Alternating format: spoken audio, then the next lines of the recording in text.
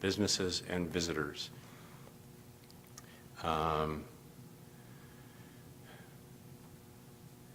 And this Planning Commission meeting, what happened to my... If you look for the Nissan, it's after call to order.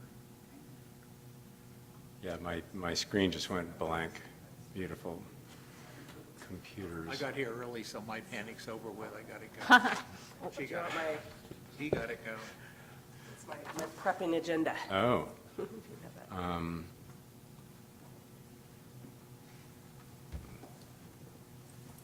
Technology makes our lives easier. I'm sorry. Trying to scroll. I need to have the agenda well, okay. You want one? Do you have a paper one? What I was trying to say is this Planning Commission meeting convenes on the ancestral territories of the Nevada City Rancheria Nisenan tribe. And this meeting is called to order. So let us begin with the Pledge of Allegiance. Led by Peter Van Zandt. I pledge allegiance to the flag of the United States of America and to the republic for which it stands, one nation, under God, indivisible, with liberty and justice for all. Done that for a while. And roll call now, if you would. All right, we'll go with Commissioner Van Zandt. Here. Commissioner Brown. Here. Commissioner Ermshar. Here. Vice Chair Cobden. Here. Chair and I. Here. All are present.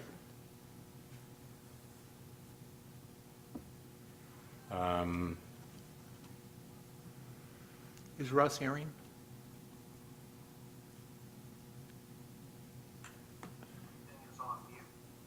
Oh, Can only hear Russ through your speaker, Amy.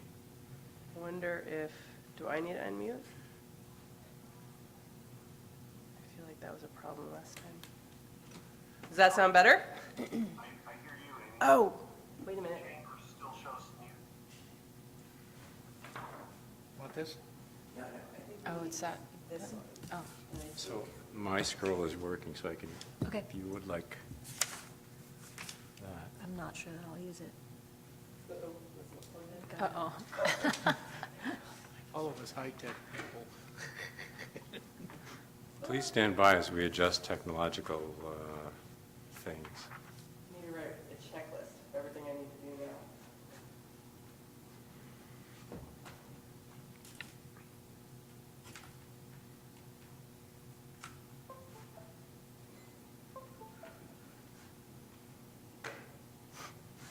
Welcome to members of the public in person. It's really different from the Zoom era, seeing like actual people. Does this sound better? Can you hear us now? Yeah? Okay. We're getting a nod. And I have a question. Asking for public comment for items not on the agenda, shouldn't that come before the consent calendar? Or Does it, no, just the order that you selected, okay. as long as it gets done. All right, well, the only things in the consent calendars are two meeting minutes and a motion to approve the consent calendar items.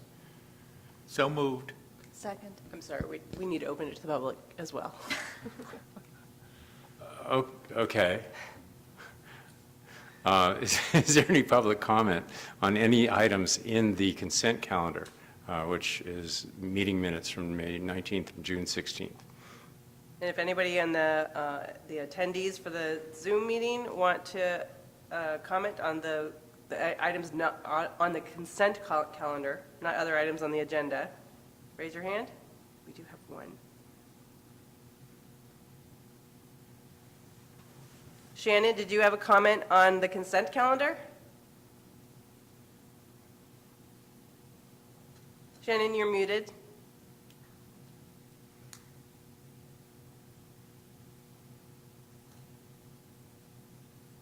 Oh, she undid her hand.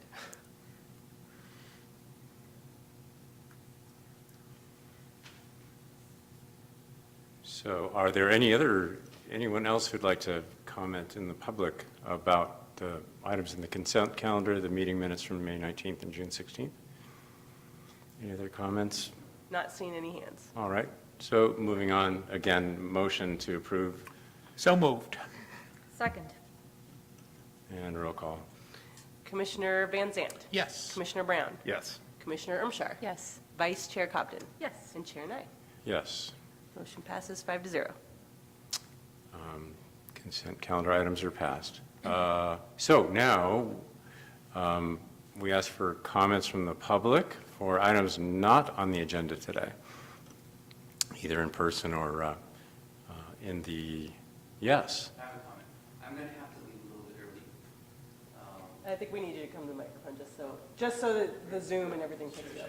We can hear you, but My name is Douglas DeBecker. I'm at 421 Broad Street, and I'm going to have to exit the meeting a few minutes early. So just wanted to inform you when I get up and walk away that you don't have Okay. any hard feelings or anything. I didn't take anything Thank you. personal. It's kind of you. You're up next. We may make it.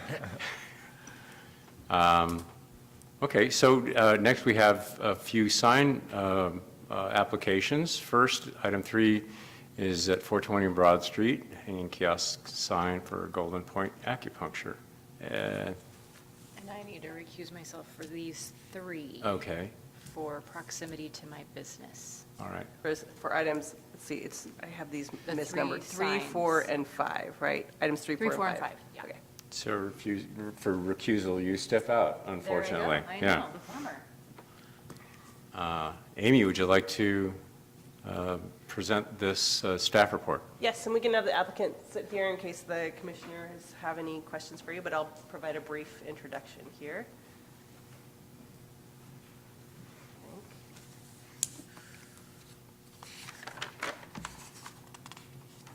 Sorry. Spot. So this is a sign application from business owner Rebecca Fettig. Okay. Requesting the approval of a sign for Golden Point Acupuncture at 421 Broad Street.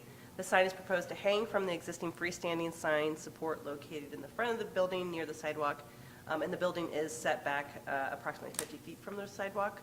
And we do have a provision in our code that allows freestanding signs when the building is set back so much that you can't, it would be impractical to really see it.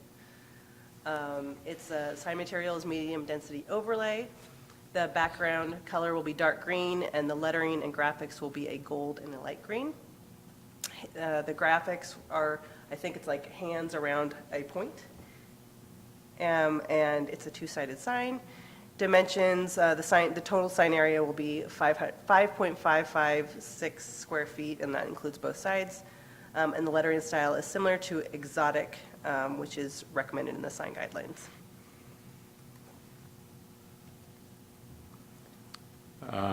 Would you like to say anything by way of presentation of the sign proposal? I would say that, well, for sure, there's 2 signs that are going to want to hang here, which is what another member of Public Douglas is here about. Okay. His application in. So what the sign is proposed is about 10 inches by 40 inches, and it would be hanging underneath the additional sign that has not been included in today's agenda so far. And that, So those would be, they would both be the same size? No, Or- his would be a little bit larger, maybe twice the size. I can comment if you like. yeah. Sure. Please do, yeah. Clarity. That was, because I had, I had some questions about what the other sign was. The sign to be requested for approval is a square sign. That's a sign for the overall building. Mhm. The smaller signs would be the practitioners that's in the building. Okay, So the sign that I'm requesting is a 2x2 square sign, and then the other signs would fall beneath that. I'm having the same sign company do it, Grass Valley Sign Company, and they apparently work with you guys a lot. So They're the ones. details, all the caps. And so the, Sorry. oh, it reminds Stockbroker. It's actually, yeah, my ex-partner and one of my kids lived out there, her house burned down in Oregon. Oh, no. So sorry. Very sorry. Well, to sort of establish a context for this sign that we're reviewing today, will they be the same length? No. I mean, sorry, width? Yeah, that's right. I knew what you meant. Yeah. So the one that we see is 40 inches, and then he's describing 2 feet, which would be 24 inches, which presumably, would it be centered, Yes, exactly. right? Okay. But the size can be adjusted to make sure they're all the same. I- Is that what you're- Well, I would like to know that it's a nice composition together, you know? Yeah, it is. I could show you if you'd like to just look at it now what you're going to get. It's, Yeah, is there a way that can be, can that be shared somehow? Well, I mean, there is a way through. I can. I have an Hop idea. onto the Zoom and then, I haven't, can his, this is just for, so the public can see the full, his, use the microphone, I think is what he's saying. Would Oh, you like me to bring it to you? And you can shut on the. that could be held in front of your Zoom camera. Yeah.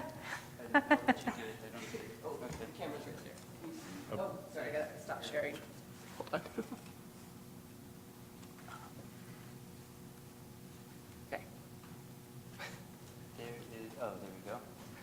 I think you have to Not touch your quite. screen, your own It just screen. got dark. You need to tap your Yeah. Yeah, screen. just tap it again. That is the square sign. Yeah, so it's kind of green on this side and gold and green at the top. It's kind of similar color scheme. So it's, in that image, it's taller than it is wide. It will, It's just the, yeah. it's got, just so the- it'll be square. Yeah. And will there be another business too in addition to Golden Point? There most likely will be, but it's not for sure. It depends on the practitioner.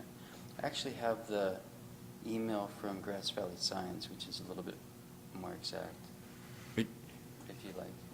Just part of the whole, context before the actual approval of your sign. That makes sense, yeah. So,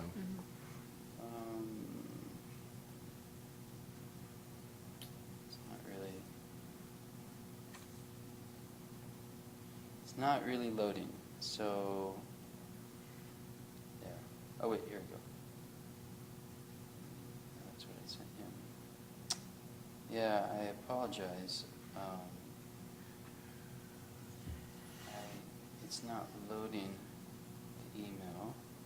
I know I have it, because I just was looking at it before I came here. well, I- maybe as a way to move forward from this point, your sign will need to come before us as well, so we can make sure it works in context with that one, right? So Yeah, we can do it the other way, or consider it the other way around with this. Yeah, with this- there you go. You could approve hers and then see if mine goes with hers. Yeah, and I then don't the mind subsequent that. one also is, they just need to be viewed as a composition, or ideally I'm they'd be glad you viewed. guys have an artistic sense to your view. It's We want great. the streetscape to be nice. Yeah, exactly. In the meanwhile, though, may we approve her sign, or?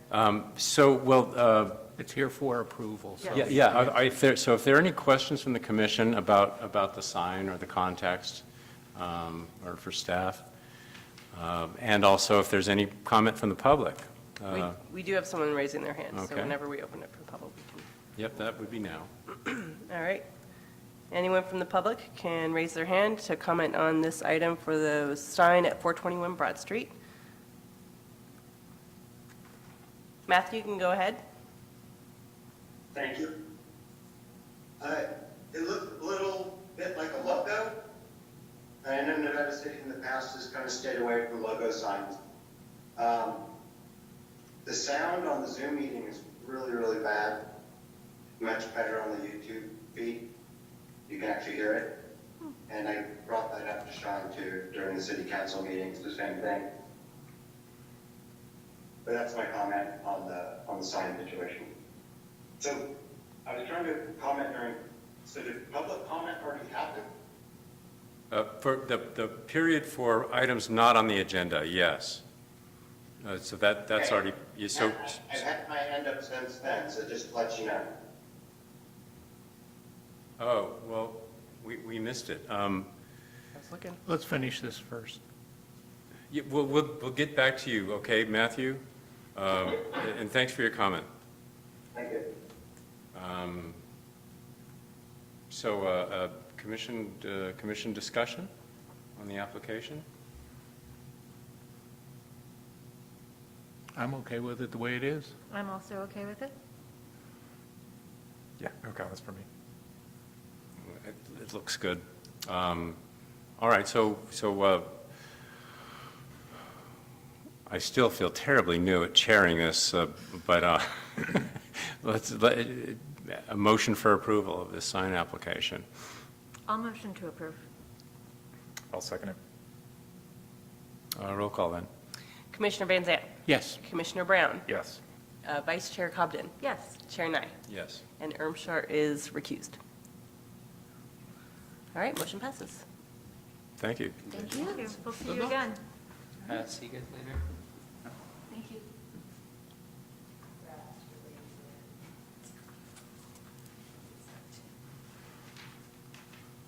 So let's go back to, I'd like to reopen comment for items not on the agenda for Matthew. Okay, reopening comments not on the agenda. Go ahead, Matthew. Okay, thank you. I was going to bring up a couple of things. One is the top of Broad Street, but the undergrounding of the PG&E lines and the leaving up of the AT&T and cable lines, which are just so thick and such an eyesore. And it would have been really nice for the city government to have been involved with what's going on and not let the utilities just do whatever the hell they wanted all the way up the street in this historic town. It's just so disheartening to see after the Dixie Fire, they decided that they do undergrounding, even though in the PG&E spokesperson right in the meeting in Nevada City quotes that PG&E does not do undergrounding. So things change, but at the same time, if you walk up there, it's really done nothing aesthetically, and the poles that were there were new with those cables, and they had already cut down all the trees. So it really just seems like a token project again, just like the tree project was, which was a token project. So the PG&E aspect of Upper Broad there, and East and West Broad. And the other thing is just illegal cutting of trees, moving of dirt in town that is basically direct access to the creek with any rain at all, no matter what time of year, it's going to run directly into the creek. And if you go down Bridge Street and look to the right, you can see what I'm talking about. And there's just raw dirt that's been pushed right up against a very steep cliff directly down into Deer Creek.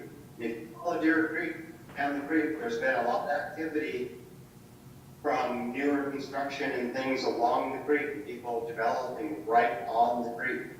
That really needs to be taken into consideration when you approve projects, especially in the watershed of the creek. It's really changed the dynamics of it, without a doubt. That goes for everything that runs into the creek, for the city storm drain, the things that were approved with people's houses, their own personal projects. I take pictures of all this runoff, all this concrete cutting and stuff that is just allowed to run right down the drain. All the pines, what I've worked on, the pine materials that clog up the light core. Thanks a lot.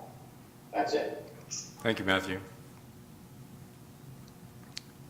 I would like to just add a quick comment. I can't quote from that meeting, but I did do a lot of work in contract with PG&E.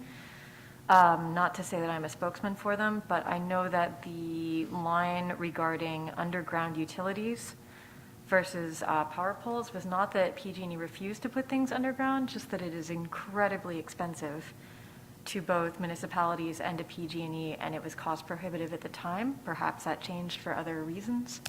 I just wanted to throw that out there. That's interesting background information. It's more complex than it seems, and of course. It is extremely complex, especially in a historic town where beneath the roads, you have all kinds of different stuff going on. So it's not just a matter of digging a hole and putting everything under it. There's a lot more than might meet the eye. for anyone else who's concerned and wondering why it doesn't make sense to them. And the nature of public comments for items not on the agenda is that we can't respond. That's not a response, but it's good background information. When I was hearing the comment, I was also thinking how complex it is and how nice it would be if it wasn't so complex and we could have it the way we want it. And we can call Commissioner Ermsharp back in. Oh, she's I know, recused we on the still- next. Right, yeah, okay. some more. Well, then, next up is, let's see, well, it's a sign application from Likas? And I don't see him here. He did come in to see me a couple days ago and said that he was going to try to get here, but this was like the busiest part for his lunch hour. And so he wasn't sure. Do you want me to just go through the agenda? Yeah, Okay. I mean, we can discuss it and approve it if we so. Yeah. So the owner of the business is Malika Norimura, and she's requesting approval of a sign for Lika's Quarter Cafe at 401 Commercial Street. The sign is proposed to be hanging near the patio side entrance along York Street, and this is the same location that the prior Ike's Quarter Cafe sign was placed. The building sits back approximately 50 feet from the sidewalk. The sign proposal features black and rust. Oops, sorry, I did not change that. It's essentially red with gold and black accents. So it's hand-painted wood, background red, lettering and graphics are black and gold. The sign graphic, I said a fleur-de-lis and stylized flower. I didn't really know how else to describe that. It will be two-sided, although I'm actually not sure that that's true.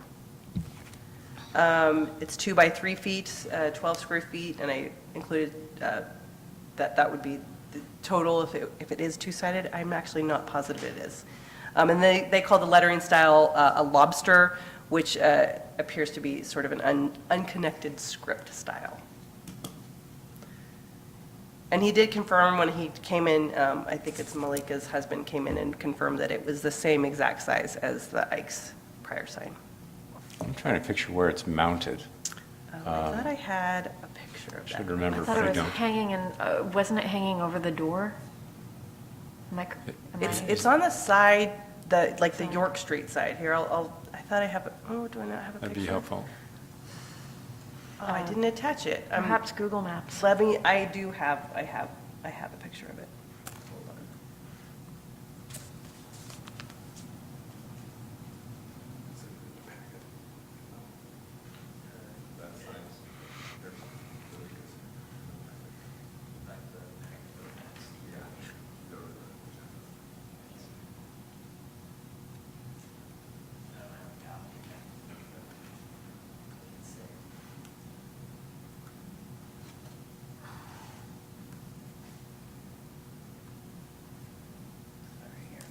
There.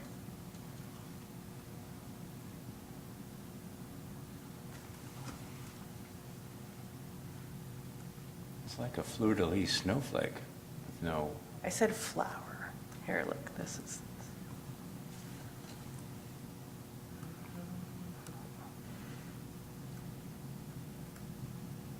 which is not a negative comment. So you know that, it is two-sided, okay, now I remember. I thought there was another picture here. Nope. But you see where he's got circled the location of the sign, and there's an existing bracket there. Okay. Well, you can't really see very well that screen, huh? You can see it pretty well on my screen. Is that better? See it. Yeah? Okay. Okay, any commission questions about the application? The applicant isn't available to us, but, Comment? any Yeah, questions? our sign ordinance in our history has been towards something that reflects the historical district, simplicity, that sort of thing. So the Leica's, the type itself, it says unconnected script. It seems like the whole picture is, or the whole sign is not reflective of the historical district. We're starting to allow a little bit more logos or pictures, but just the whole thing does not look like the signs we've been approving or asking for. For me, this is a bit challenging because when I think of historical signs, I think that there probably would have been a lot of hand-painted interpretive signs. I'm not sure if I can put this to the same kind of articulate description Peter did, but there is something that just does not quite hit for me with this sign. And I'm not sure exactly what it is. Well, I think we can start with the script, the unconnected script. We've got lots of examples of, kind of more of the historic scripts that we've approved over the years. At this point, I think I'd be willing to, I want to hear from everybody. There are two sign images on your share screen, Amy. That they did not tell me, I assumed that that the one side was not finished, but they didn't exactly tell me what the two images were for. And I had hoped that he would be here to kind of share that.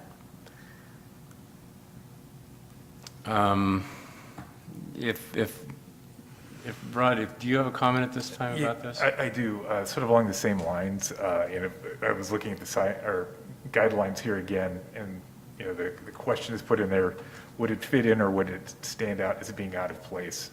I was also just looking at the street view, going down York Street.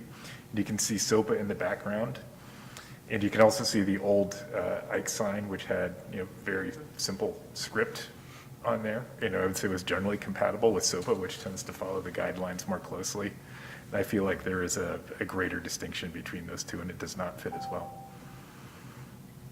I'm wondering if there's any public comment at this time about this item.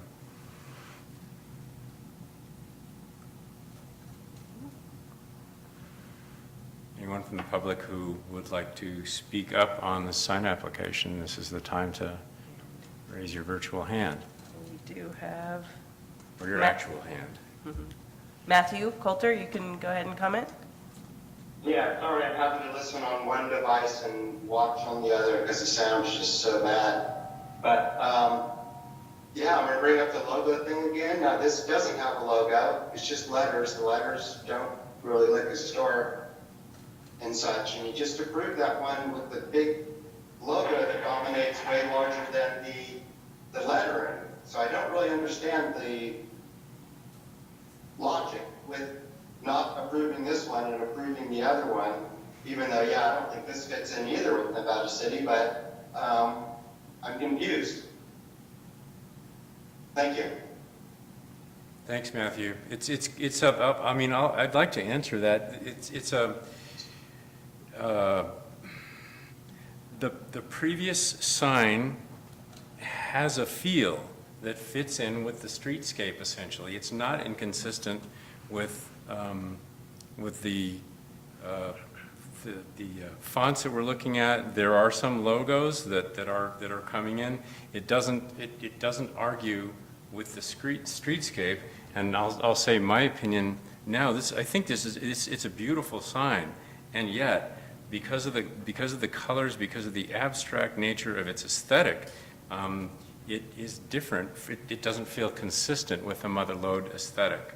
Whereas in an overall sense, though, I understand the commenter's confusion about the specifics, but we are here interpreting ordinances and that's why there are humans here interpreting ordinances, and these aren't just decided simply over the desk because there's just interpretation and feeling and the design sense of each individual application. I hope that's helpful.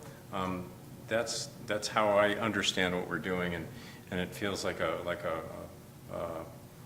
pursuit that we all are engaged in equally, if that expresses it well. So Matthew, thanks for your comment, and I hope that helps. We care as much as you do. And actually, the applicant just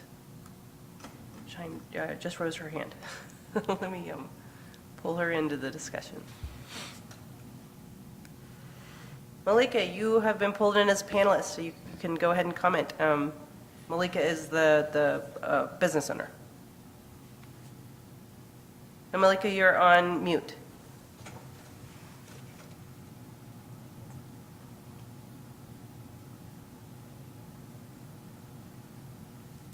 Malika, are you able to open up your mute button? Oh, okay, here. Okay. Thank you. Yes. Just so I understand, the artist that did this local artist, her name's Stephanie Ramirez. And the idea that she presented forward was using gold and letters to represent the gold rush and to show the flowers to represent that tree that we have the restaurant is known for. The rest is not the theme colors for the restaurant, so just figure out what we were working with. But we left it up to the artist to design the signs. May I? Yeah, please. I like the justification for these symbols and the design. For me, it doesn't, I would not have guessed that immediately had you not explained it. And I think perhaps there are other ways that you could go about getting at those same ideas, which I think are really wonderful.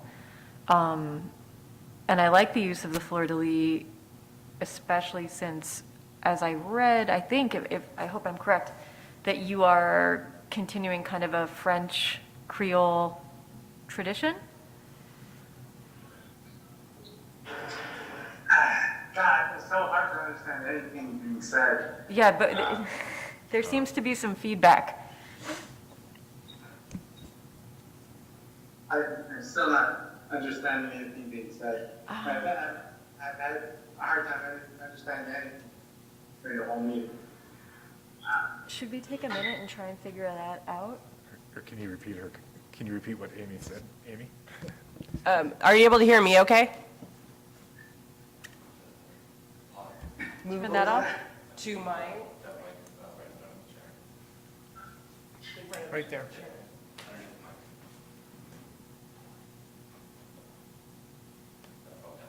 Oh, underneath the, Yeah, right under the mic. Oh, so put it underneath that mic. All right, can you hear me now? Yes, I can hear you fine now. Oh, great. All Okay, right. so that's it, huh? Thank you. All right, I'll repeat. I love the justification that you provided for the design. However, I don't think that it really demonstrates what you are aiming for. I wonder, A, if you chose a font within the fonts that we have recommended, and B, this is just an idea coming from me. Am I allowed to do this? Am I?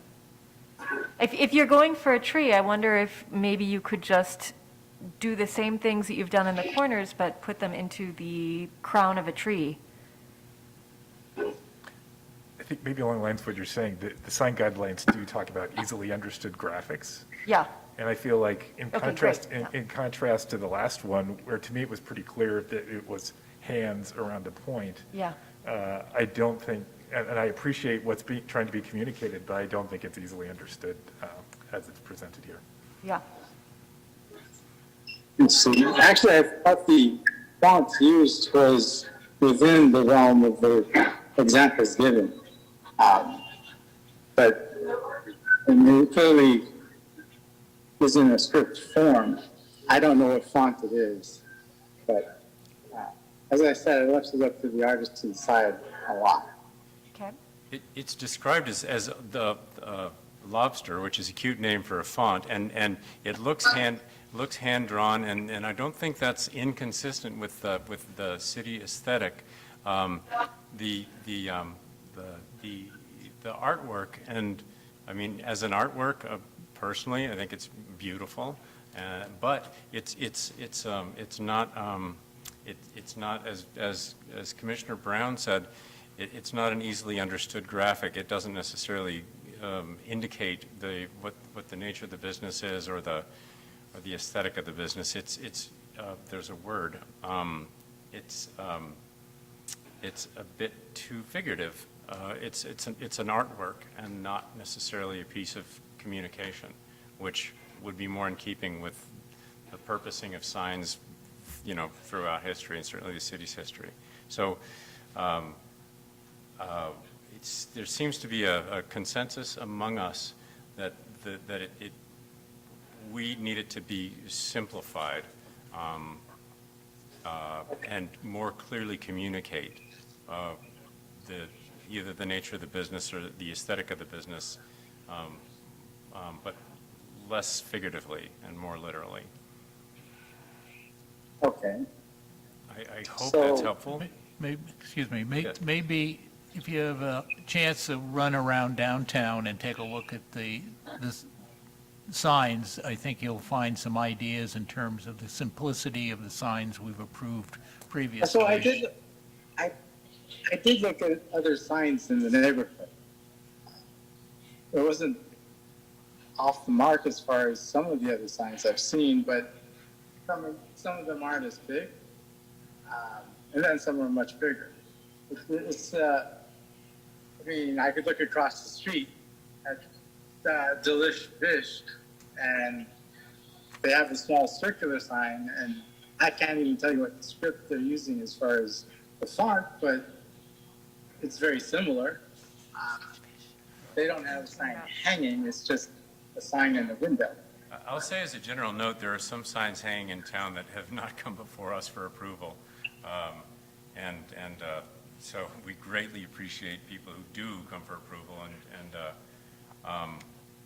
So that might be one of them. I don't think it would be approved. Right. Your point is strong. I mean, it's right. We see what you're saying. Yeah. But, so, to get approval on the sign, I would have to have the lettering changed, and as stated on it that it's for a restaurant? Any other commissioner, can any other commissioner offer a way forward, guidance, direction? Well, it's certainly not my field, but I think having looked at a number of signs over the last few years, I think the art part of it would be simplified, and the font would be from one of the approved fonts that are in our guidelines. It sounds like he's saying that it is from one of our approved fonts, though. Lobster is not one of them. I can Okay. pull them up and see if there's anything that's similar to what we've got there. I suppose one of my concerns about it as well is that it just seems a bit too handmade. Rather, it seems unfinished or unpolished. Almost as though it's something that you would hang up at the food market or at the farmer's market and not a sit-down restaurant. And to me, the other thing I would add was the point about the easily understood graphics, graphic elements being, more comprehensible upon the direct viewing. So, I'm still not sure what you want me to do with the sign. Is the artwork okay on it and just the letter needs to be changed? Or does the whole sign need to be changed? I think the whole sign needs to be reconsidered.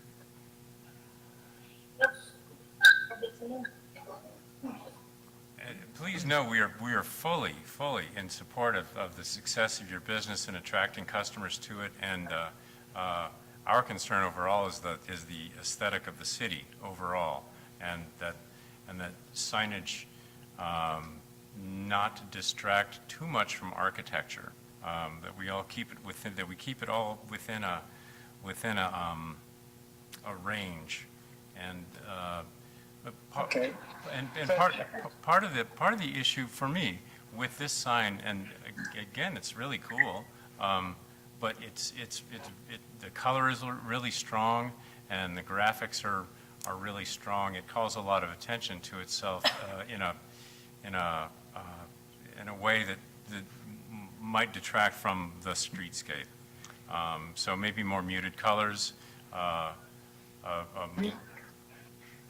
So that's one of the issues is I can't tell what color any sign is in the samples given because they're black and white. I can't tell you if there's any red signs or not. But I would imagine that some signs would have been red. Now, I hired a local artist to do the sign, thinking that she would know the feel of the area and understand what would be needed to get the attention of people walking by. If you think it's the wrong colors, if you think it's the wrong kind of letterings, then I'll have to recontact her to redo the whole sign. It sounds like she might not have considered the sign guidelines. And even if she had, this would not be the first time that a professional who has done many signs with us has been asked to reconsider their sign. This would not be unique to you or her.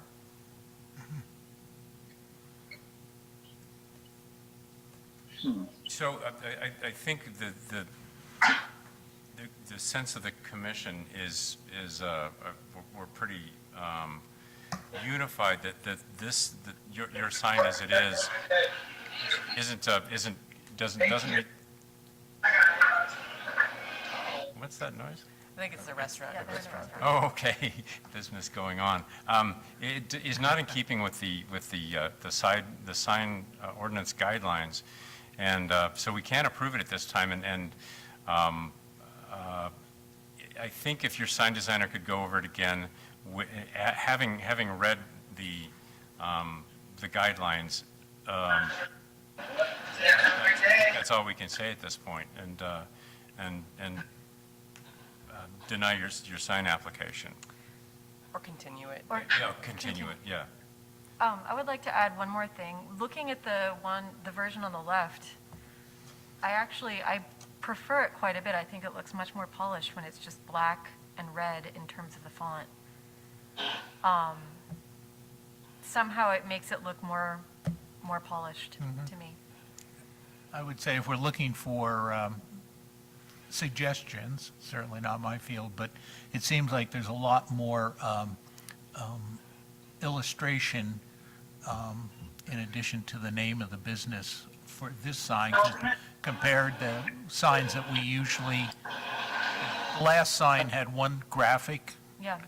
This one has 4 graphics, symbols. So I think that's an area that you could look into and see if you could simplify the design a bit. So if it were as the left but with different lettering, that would be acceptable? I'm still not sure I like the 4 fleur-de-lis and the confirmation that they're at, but I guess I would encourage you to err more towards simplicity. There's another restaurant that we can't, I can't speak specifically about other approvals we've done. That's just something we can't do, but there's another restaurant that has a graphic as part of its sign, but the main message of the sign is the name of the business. The graphic is secondary to it. And in this case, the graphic is a very strong part of it, and almost takes precedence over the name of your business. And it seems like an obvious difference to me between that restaurant's sign and yours. And again, it's a very nice design, and yet it doesn't fit. So simplicity would be something to look for. All right. Okay. And a different style, A different font, font style, yeah. a more traditional connected script, I suppose, if that is what you prefer, a different font style, I suppose. I mean, They don't all have to be connected, right? There are multiple examples in the guidelines of fonts that Right. Yeah. are possible. It's not just limited to connected, so that's an option for them. hopefully you won't have a difficult time in reconsidering the sign. Right. I'll have to talk with the artist to see what she can do about changing it up a little bit. And you guys are welcome to set up Well, thank you for your time. a meeting with me and your artist. We can set a time to go over these. All right. Okay, thanks very much. Thank you. So this item is continued for a reapplication, or a re... Yeah, Russ, do we need a vote on that, do you think? Or are we okay just to continue it and move on? Just continue it and move on. Okay. All right.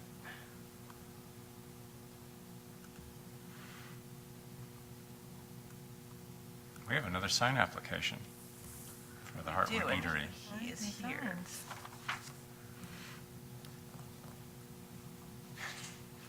Welcome. Hello. Two representatives. Amy, would you like- today. Yeah. Okay, yes, this is for 237 and 239 Commercial Street. And are you Scott Whitert? Tony. Okay. I thought I didn't remember you being Scott. Is Scott's, he was on the application, right? He's on the application. I believe he's in Hawaii right now. Ah, okay. The owner of the business is requesting approval for 2 hanging signs for Heartwood Eatery at 237 Commercial Street and Heartwood Annex at 239 Commercial Street. The signs are proposed to hang from existing brackets above each entrance. And I've put both signs kind of side by side, but they are 2 different business entities. But both are an MDO, medium density overlay. Color palette is with a background of Hail Navy, HC-154, and that is actually the same color that they use to paint their building. And the lettering is a metallic gold. There are no sign graphics. They will both be 2-sided. The sign area for let's see, I guess for both of them in total is 8.33 square feet, so well below our max standard. And the lettering style is a Bonzer San Francisco, but it's similar to a couple that are in our design guidelines. And I will go ahead and share my screen so you can see this.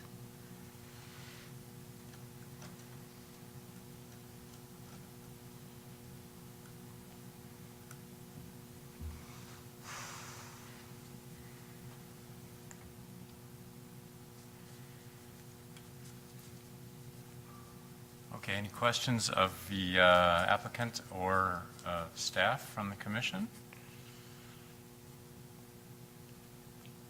No question? That's a no.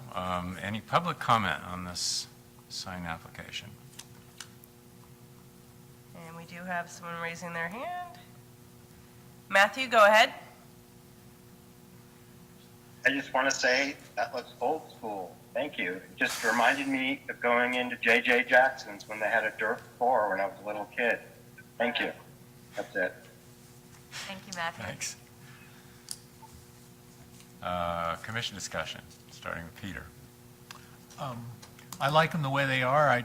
I have a question, and the question is whether or not the font size for the eatery, the word eatery and annex should be more similar. That is a question, not a disqualifier. Sure. Well, our business name is Heartwood Eatery. Right. We opened in 2017, and then we expanded the business to open sort of a different style service at night. Yes. That we call the Heartwood Annex. So we really wanted to highlight that they have separation, even though it's still one business, that they have different menus and different hours of service. And so that's why Annex is so much larger on the second, so that people, when they're looking for the Heartwood Annex so that they could have, dinner, they can find that one easier than if they were just coming out for the daytime. Thank you for that. Nothing for me. I love them. Thank you. They're great fonts, the colors are awesome, and I like the way the font sizes are messed with at these neighboring businesses, I like that. Do we have a motion for approval? I move that we approve. Second? Roll call. Get everyone down here. Okay, Commissioner Van Zandt. Yes. Commissioner Brown. Yes. Vice Chair Cobden. Yes. Chair Nye. Yes. And Ermshar is recused. Thank you very much. Thank you. Thank you. We just had our 5-year anniversary. We're getting a sign. Congratulations. Better late than never. All right. Congratulations. It's great to see tables out, it's great to see dining on Commercial Street now. It's Yeah. very nice. And it'll be closed on the weekends now. Starting this weekend. This week's been, last night especially, very busy. Oh, good. Very busy Good, is good. good. Thank you very much. Thank Thank you. you.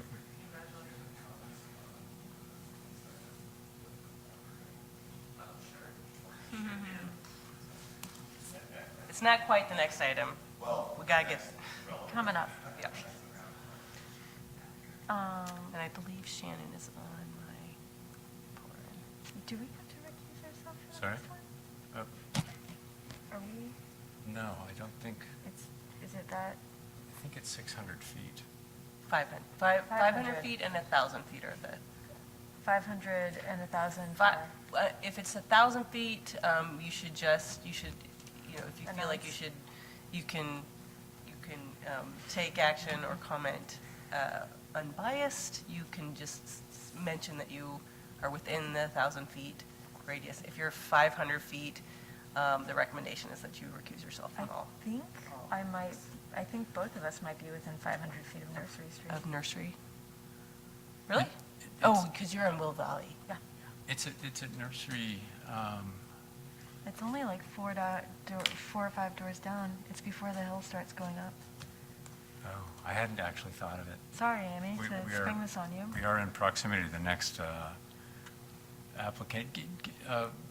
Can you, I can try. is it possible for you to check? I mean, I'd have to give you an address. Do you have a way to do that easily? Excuse us for a second, public. It might take me a minute attendees. here, but I can do, why don't I just do a 500 foot from 514 Nursery.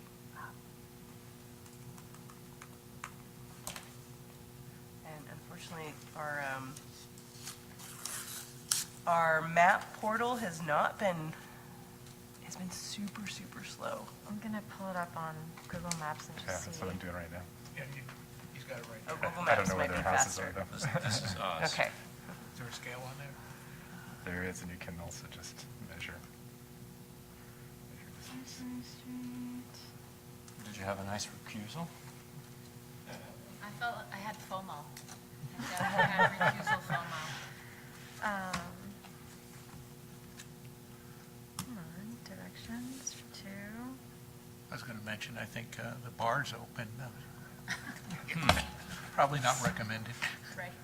So I don't know where you are, Tom, but that's about 500 feet. 397 feet according For you. to, yes. For you, and That's then, 500 feet from 514. So, and he's Oops. closer. okay. All right, that's that. So we're going to have to Are we- recuse Okay. ourselves. Are we You guys out? will- Yep. We're out. Okay. Chair Nye and Vice Chair Cobden are recusing ourselves. Due to proximity. Due to Proximity.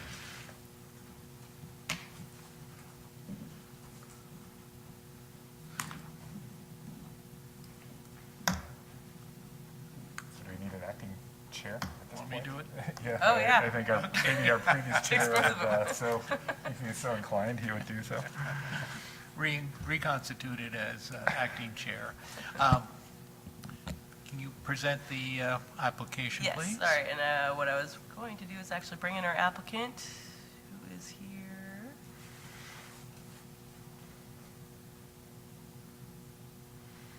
Shannon, I've got you pulled in as a panelist so that you can address the commission and answer any questions they have, but I'll provide a brief report. So this is an application for a re-roof at 514 Nursery. The residence is not on the 1898 Sanborn map. Let me just get to the Chase here. The applicant is proposing to re-roof the entire residence and the majority of the garage with a like-for-like composition shingle material. And that part, the like-for-like is a staff-level approval.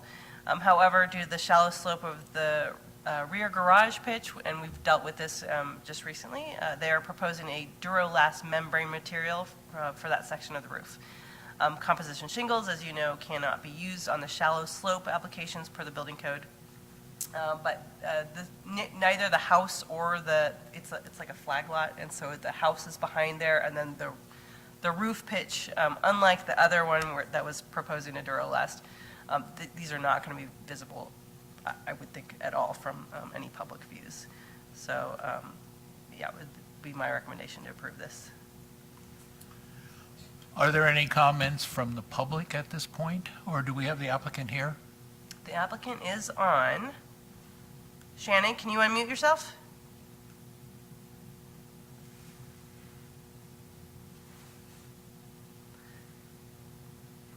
Well, She's not unmuting herself, so I'm not sure if she's just stepped away or something. okay. Is there anybody in the public that would like to comment on this application? And we do have, oh, maybe she called in. Hold on, let's see.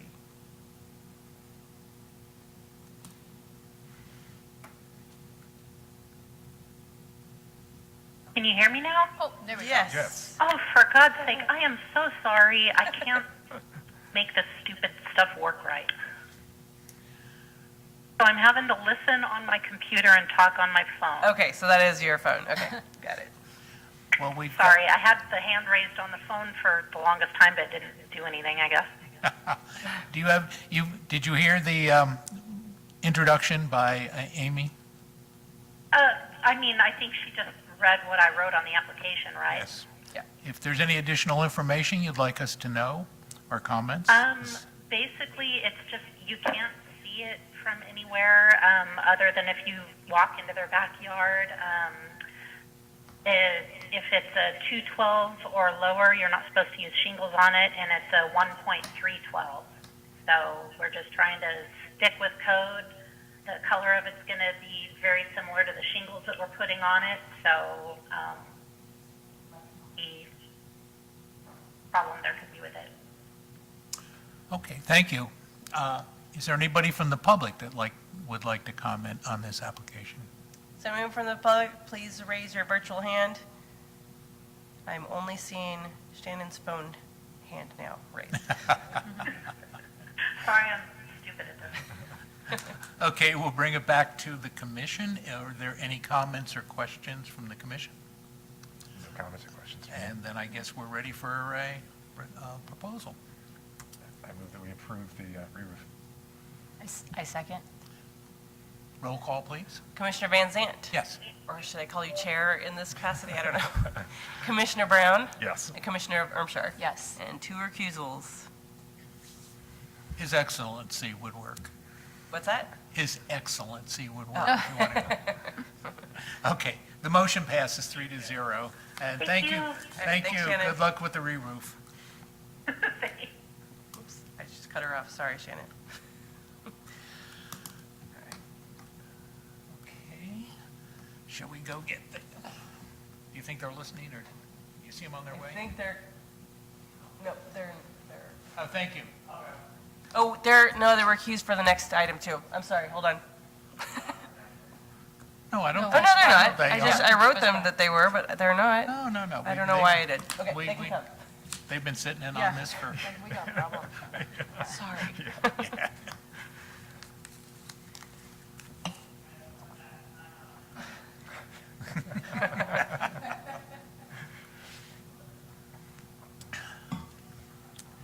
Can't beat small towns. No.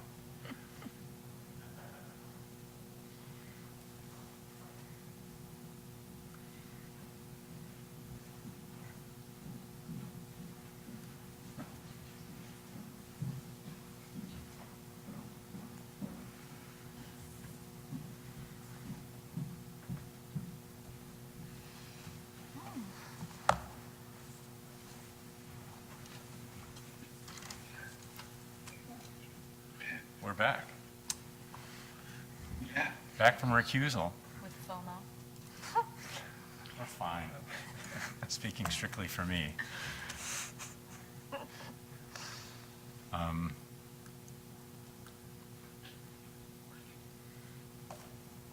I'm catching up here. Give me just a sec. We are on item 7, right? I had my I Yes. have mine all on numbered now wrong. My draft one. This is the Zoller application? All right.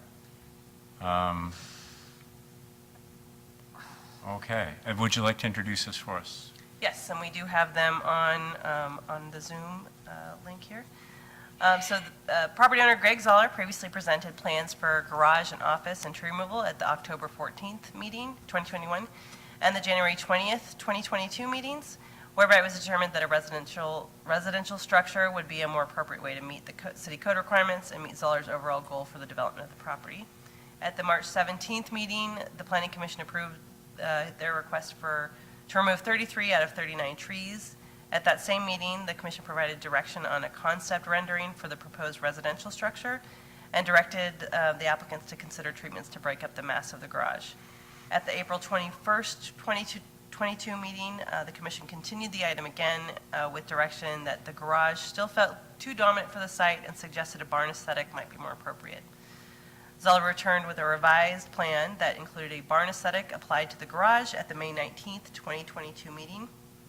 And the Planning Commission continued the matter again, but provided straw poll direction on several items, and I've included all those straw poll votes in your commission packet, and I'm happy to bring them up on the Zoom screen if you'd like me to.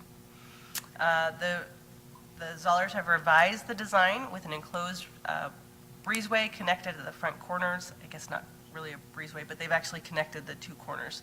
In an attempt to have the garage barn component recognized as integrated with the primary structure and thereby avoiding the need for a variance application.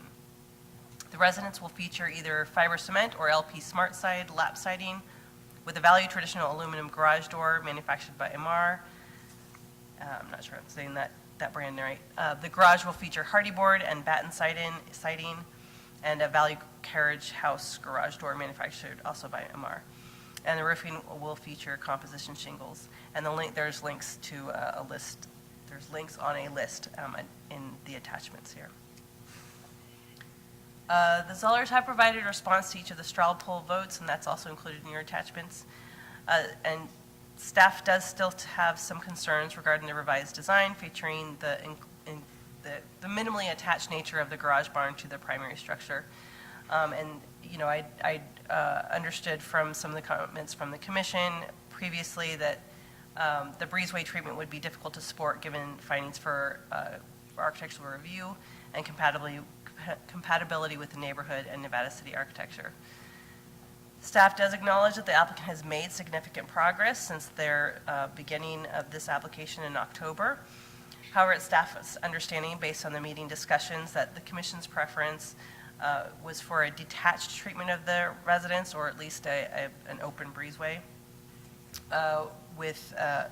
as being a more historic reflection of the barn-style buildings within Nevada City. The applicant so far has not provided professional level drawings and has also created a practical issue for the commission to fully comprehend the project.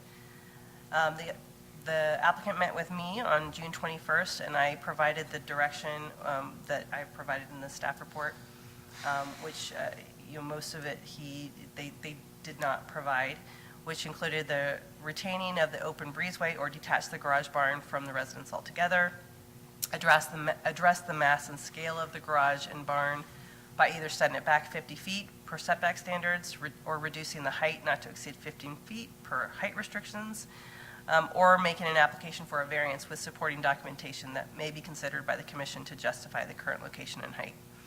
And then also to provide a preliminary landscaping plan that addresses the screening and aesthetics per the scenic corridor regulations outlined in the municipal code, and covers the minimum standards of a preliminary landscaping plan, which was a request of the Planning Commission. So in the staff report, I've provided you with basically two options. One, to deny the application based on essentially, and I've got some specific findings there, and I'm happy to go over them. Or if you do feel that the current plan, meets the landscaping requirements sufficiently to address the scenic corridor requirements, and that you find that the minimally attached nature of the garage or barn to the primary residence integrates the two as a single structure, and that treatment is compatible with Nevada City architecture, then I have laid out a recommendation for a motion to approve the project as well. Okay, thanks, Amy. Greg and Lori, welcome back. We can't see you, unfortunately, but you are here, correct? Yes. Yes. And so is there anything you'd like to add to what Amy's introduction? Yes. We, There you are. from, There you are, I see you now. Or did a moment ago, yeah. I think when they talk, they'll Okay, all right. be the primary. Yeah. yeah, so this has been going on a long time. It was a dream of ours to make a contribution to that part of the town, which hasn't really had a lot of positive attention in terms of the way it's being cared for now, or the type of construction that's gone in, and so we were really excited about this project and the contribution that we can make. We've taken on a sliver property there and have offered to help with other areas that are overgrown with brush, and it's been a long, drawn-out nightmare trying to get to a point where we can move ahead, other than what we're doing with clearing the property and making it fire safe, which I consider to be the most important, by far, issue in the city, because it could all burn down, and there's nothing to debate about at that point. We began with a design that, and then subsequently learned that it wouldn't work for its height limitations, and tried to modify that, and then were suggested to go to a barn look, and provided that, and got a lot of good feedback. I thought I had it attached to the house with the breezeway, because I built that way before, and with the building department, and they considered the breezeway attached, but it was decided that it wasn't. So during the straw poll, I did suggest that we could enclose the breezeway, and but that was kind of not taken into a vote. And so, and there were other items. And so when I got home, I realized again that if we went to the variance, quite frankly, it would have been, we're just traumatized from what we've been through so far with the neighbors, and just the false things that have been said about us, and claims that have been made.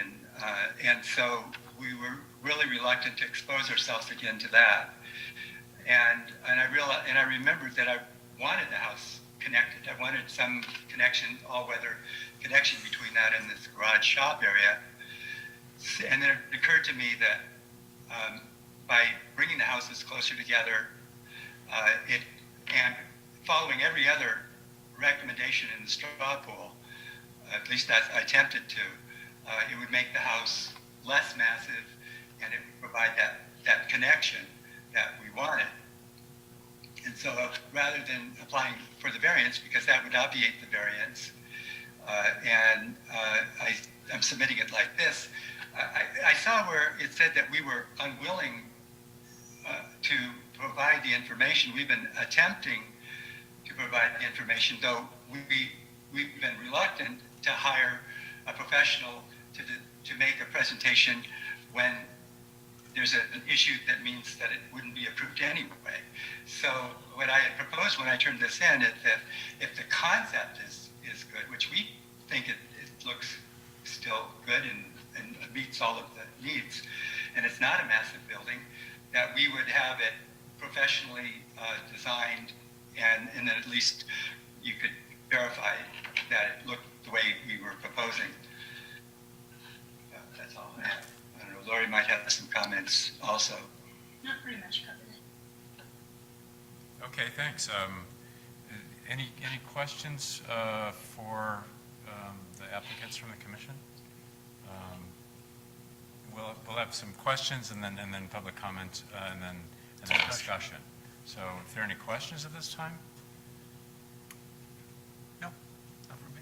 Okay, so I'm asking now for public comment. Anyone in the public or in the out in the internetosphere? What was it that the mayor was referring to it as cyberland or something? Anyone out there, raise your hand, or anyone in the council chambers can come and make a comment. We have one person in the attendees with their hands raised. Let me bring it in. Oh, Matthew, you're welcome to talk. Thank you. Yes, it has been quite a long project. A lot of things have happened up there with the removal of trees and such over the years. And I didn't hear the number of the square foot since it's been changed, I think, from the original. I've been in on these meetings and am familiar with the drawings of original, but it's been changed, I hear. And what is the square footage we're talking about? It's from the last meeting? No, from your revision. What is the current square footage of your project? Well, we reduced the size of the garage because we put a notch in it as requested. And then there's some additional square footage where they're connected together with a triangular construction. It's not, the frontage of the house is shrunk by 4 feet, the actual frontage. Can you answer that, Amy? Sorry, I think if you just want to make your comments, Matthew, we can respond to them if the commissioner wants to have that elaborated. This isn't a discussion format. You make your comment and we respond if you deem it I'm trying to appropriate. understand what a large house is in Nevada City versus a medium versus a small. Because I'm seeing a lot of like these McMansions being built, and no one really lives there. And I'm just kind of wondering if that's the really type of impact that we want here in Nevada City. Thank you. May I say something, Amy? Yes, yeah. Yes, Lori, please. Matthew, the actual square footage of the living space in our house is under, what was it? 1,300. It's under 1,300 Or square about feet. 1,300. It has an attached single-car garage, and it has a front porch, which from an overhead view makes it look somewhat larger. But in terms of a house, like you say, the living space of the house is under 1,300 square feet, so it's quite small.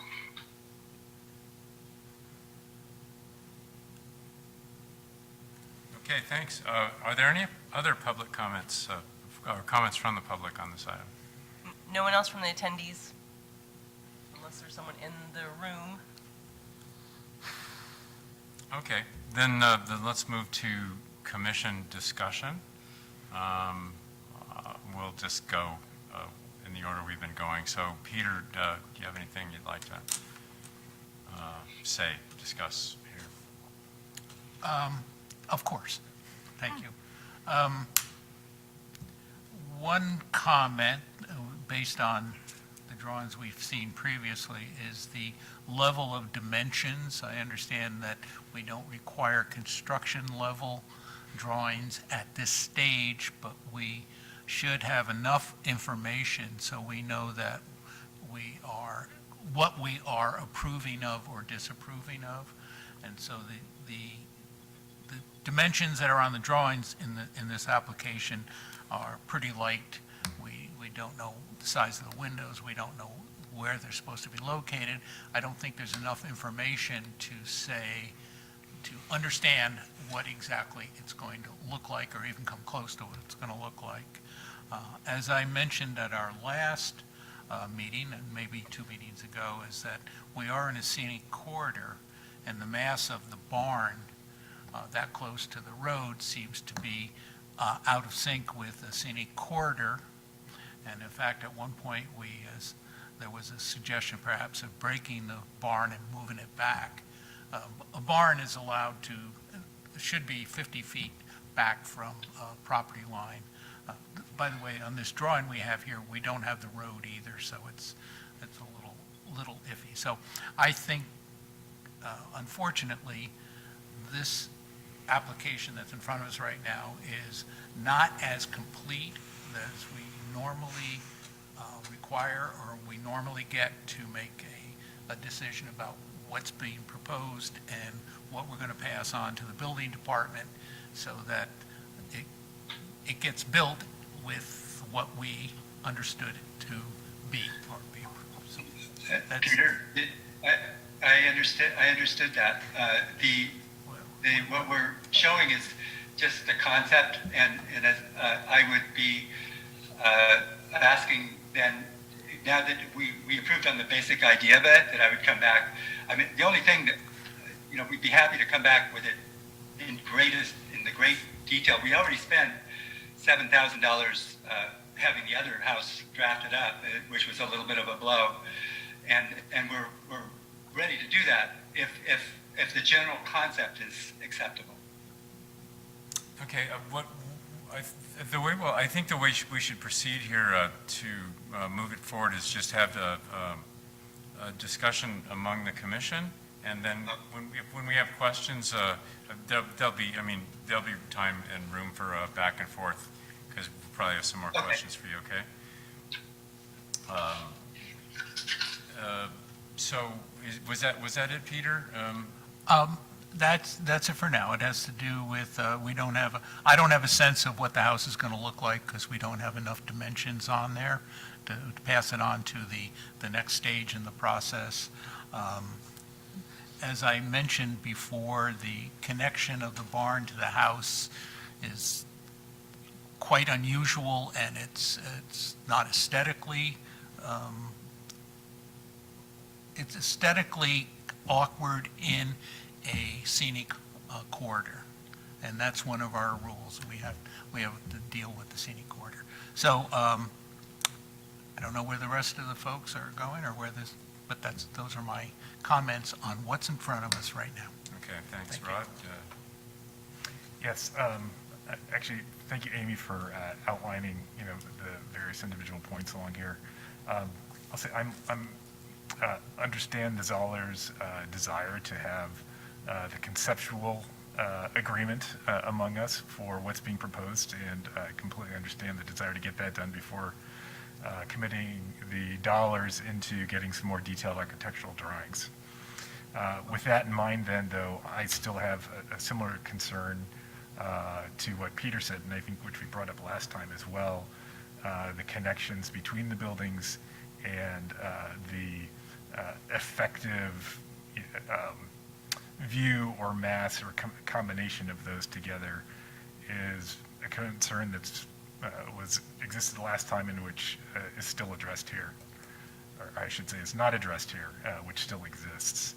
I think between that, also the issue of the setback, versus the screening, I would like to see more along those lines too. I did see the conceptual design of the landscaping in there, but in that case, I would say it was a little too conceptual. There were essentially symbolic trees in there, which I didn't feel like gave us some specific placement in the plan view, unless I missed it somehow. I didn't see that there to help understand more the screening that would happen there. I mean, I do see some on there, but it is a bit difficult to comprehend here, especially given the relationship of the road, which Peter also noted was not on there. So those are my comments. Okay, thanks. Yeah, I agree with my colleagues here in, the call out for more specific plans. I also acknowledge that the Zollers, the reason for your hesitation, there's been a lot of evolution in this design, and thank you, because it's reflecting more and more the comments that we've had about the actual style and the placement and positioning of things. And so I think stay the course with that, and I think there's probably good notes on maybe some other things, including what Amy summarized today, of things that have yet to be reflected and clarified, that would make it a really easy thing to pass easy thing, to reflect in your architectural drawings, I think. I think those have been spelled out. Okay. Um, Vice Chair Tobin.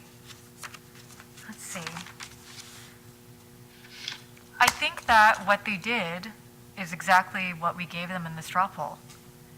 I think it still feels like we're chasing our tails here, but they did exactly what we said we would probably vote on, which is connecting the breezeway, which was a technicality, but is still something that in the last meeting the Zollers came to, there was some favoritism towards. So I just want to acknowledge that in light of their frustration. I also think that we do have a pretty clear idea of what this is going to look like. They gave us mock-ups, even though they're not necessarily to scale, we still have a very clear picture of what it's going to look like. And the way I'm seeing this is that it is placed from the perspective of the road that you would be seeing it. I don't know if the actual scale or perspective is correct, but I think that they are really trying to think of it from that direction. I also want to acknowledge that one of the main problems here with, it seems to me that we're getting caught by the rhetoric of using the word barn, because the building in question is not necessarily a giant barn. It's not much bigger than a normal 1,300 square foot house, which is what would be approved without the garage component to it. And I think to ask them to move it 25 feet back without considering the immense cost and structural engineering that would entail, it would be much more, as in other situations that we've run into, potentially destructive to the land around it or invasive, to name a few things, whereas I think that we're getting caught up in very sticky rules about exactly how far a barn should be from the road, while missing the potential for the aesthetic interpretation of that. And I'm to the Zollers directly, I'm a bit sad you didn't apply for a variance, and I hear you when you say that you were traumatized by past experiences. I wonder if perhaps we should have just said, come back for a variance and that's it. Because I think that the issue here is going to be a general objection to these two buildings being connected. I will immediately say a building on the corner of Nile and Nursery comes to mind, where it is a very similar conformation. It's a weird-looking building. It's very historic. And there is precedent for that kind of strange building conformation. I know that when it comes up to this particular project, I'm always referencing Nursery Street. I feel like that is a wonderful set of examples that we can all compare this to. And I also just want to say to my fellow commissioners, I don't think that it's fair to ask them to spend the amount of money that they're going to on an architect until they have good faith that the house that they're going to bring towards us is going to be approved without spending thousands of dollars. Just to be fair as a member of the community. And I suppose that's where I'm going to step back. Thank you. Thanks.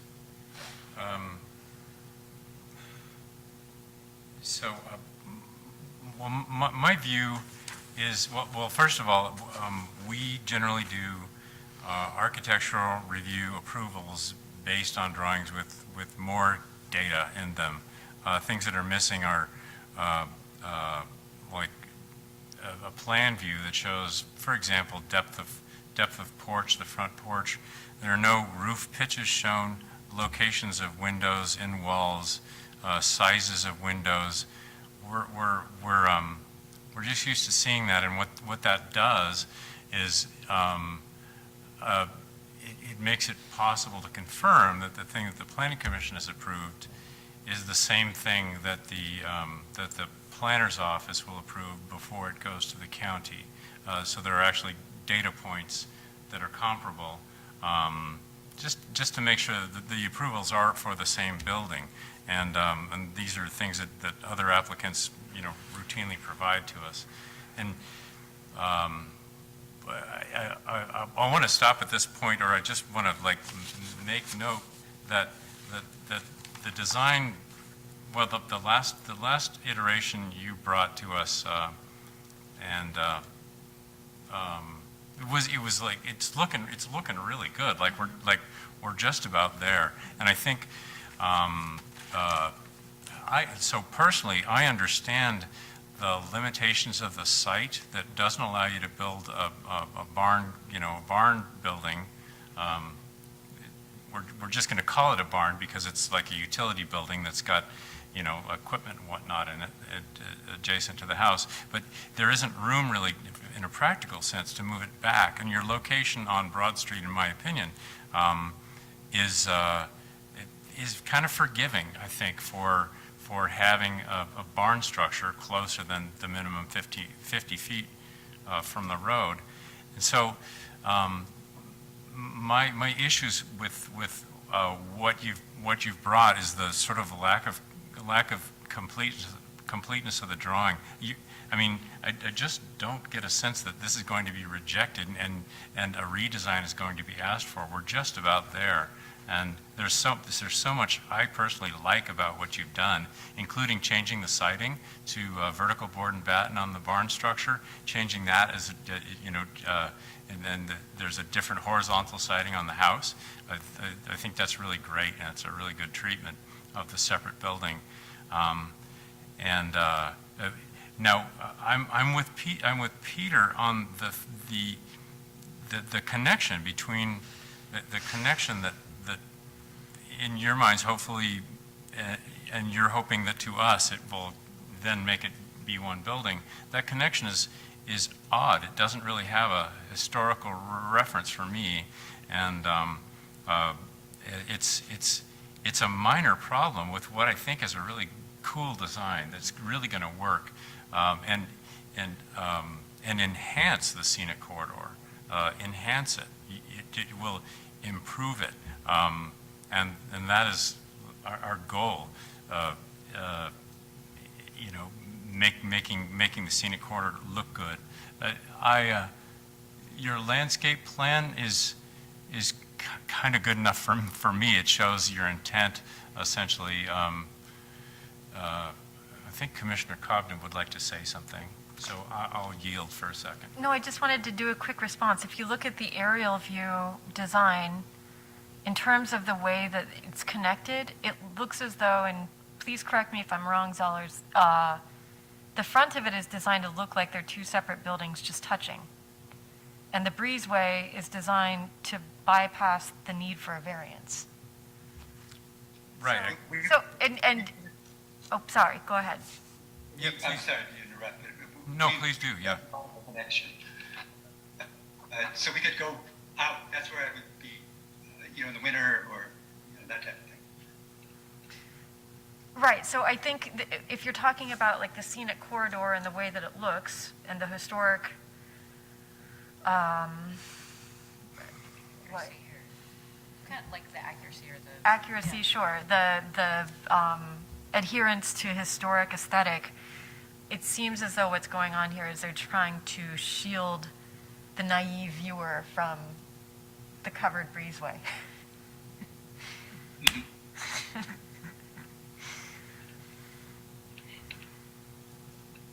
So in that sense, I see the compromise. Well, we're almost there, and I'm just not certain. Like, so in the rendered view, it's page 34 on the version I have. It's rendered, and it shows the red pickup truck in front. One page back, Amy. Is that? Yeah, there it is. So, as I zoom in, I can't see what's happening in that connection. That's the wing of the barn touching the house. Right, but they're too, like, from a person who builds things point of view, there are rafters crossing. It won't, Right. it won't get built that way. It can't get built that way. And I just can't see how we can approve architectural review with an like a drafting artifact like that there. I don't know how that connection's going to resolve.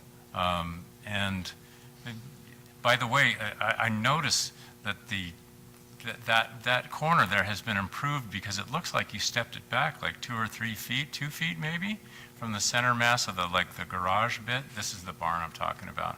And As you, yes. yeah, so even though it wasn't a big step back, a little step back made a big difference because it makes the main mass of the barny part of the barn look symmetrical and traditional and great.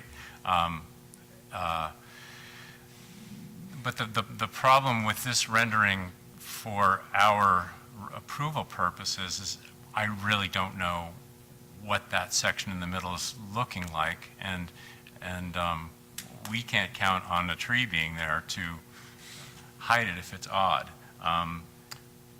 It won't hide it from all angles either. Well, right. I mean, I'm being, I hope, dryly. I understand. Amy, could you bring up a street view for me? Try. I'm having really Yeah. some problems with our The, street view. the reason we ended up with the covered corridor and now this connection, the two corners of the two buildings was that a barn, if it's a barn, has a 50-foot setback from the property line. At that time, I threw out a suggestion that we break it into two buildings so we don't have that mass, and then move the barn back at least 10 feet so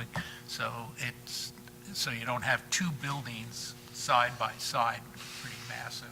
So we break up the visual. So I don't know if we still want to do that. That would retain the residence and the utility building or the barn or whatever it is in proximity to each other. It would be more acceptable probably to me in the scenic corridor. And, you know, we wouldn't, and that's within our purview. If we can have a setback requirement or suggestion, but we can change that with a variance. But anyway, and then of course, they're going to have to return with dimensions so that we know what the house looks like and what the people who issue the permit know what they're permitting.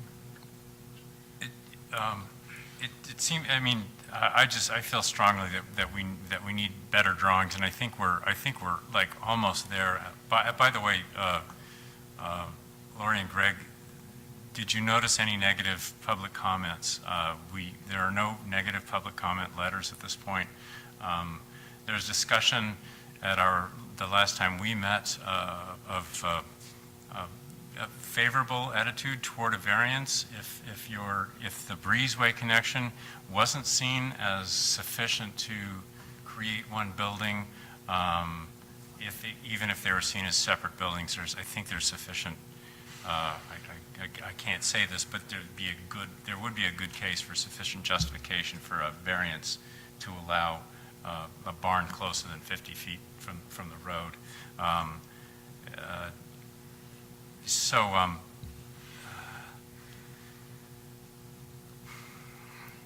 I would really hate to cause you more inconvenience. We do need better drawings, and I want to go back with the commission again to considering this connection between the two buildings that Greg, you're proposing as a workaround so that the two are connected as one building. At this point, may I pull up an example Of a connection like this? of a very weird historic connection? Not to, I don't want to say to Greg and Lori, this is what I think you should do, but this is, something that I find similar that is also in town, that is, here we go.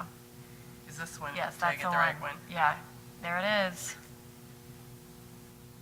What you see here is an historic, small, old Victorian house facing Nile Street to the left, and then a large addition that was also, who knows when it was built, going parallel to nursery. And I don't know if you can zoom in, but the roof line is, there it is. Yeah, it is. It happens. All I'm saying is it happens. We Yes. don't need to encourage it. Yeah, I was going to say, But I want to make it clear that we're not being totally hypocritical here. I think when you start to describe a reference as weird, it's not necessarily something we want to perpetuate. Right. Well, what is what is, and it's a very old town, and it's got a lot of different varied architecture and connections and all that stuff. But to bring us back to the present, we do have a scenic corridor. We still have current regulations and I feel that like sort we're of thing. really close on what the Zollers have already designed. I feel like we are really close, so I don't think it takes a So lot. let's be crystal clear with what we're asking from them so that we can help them to move forward.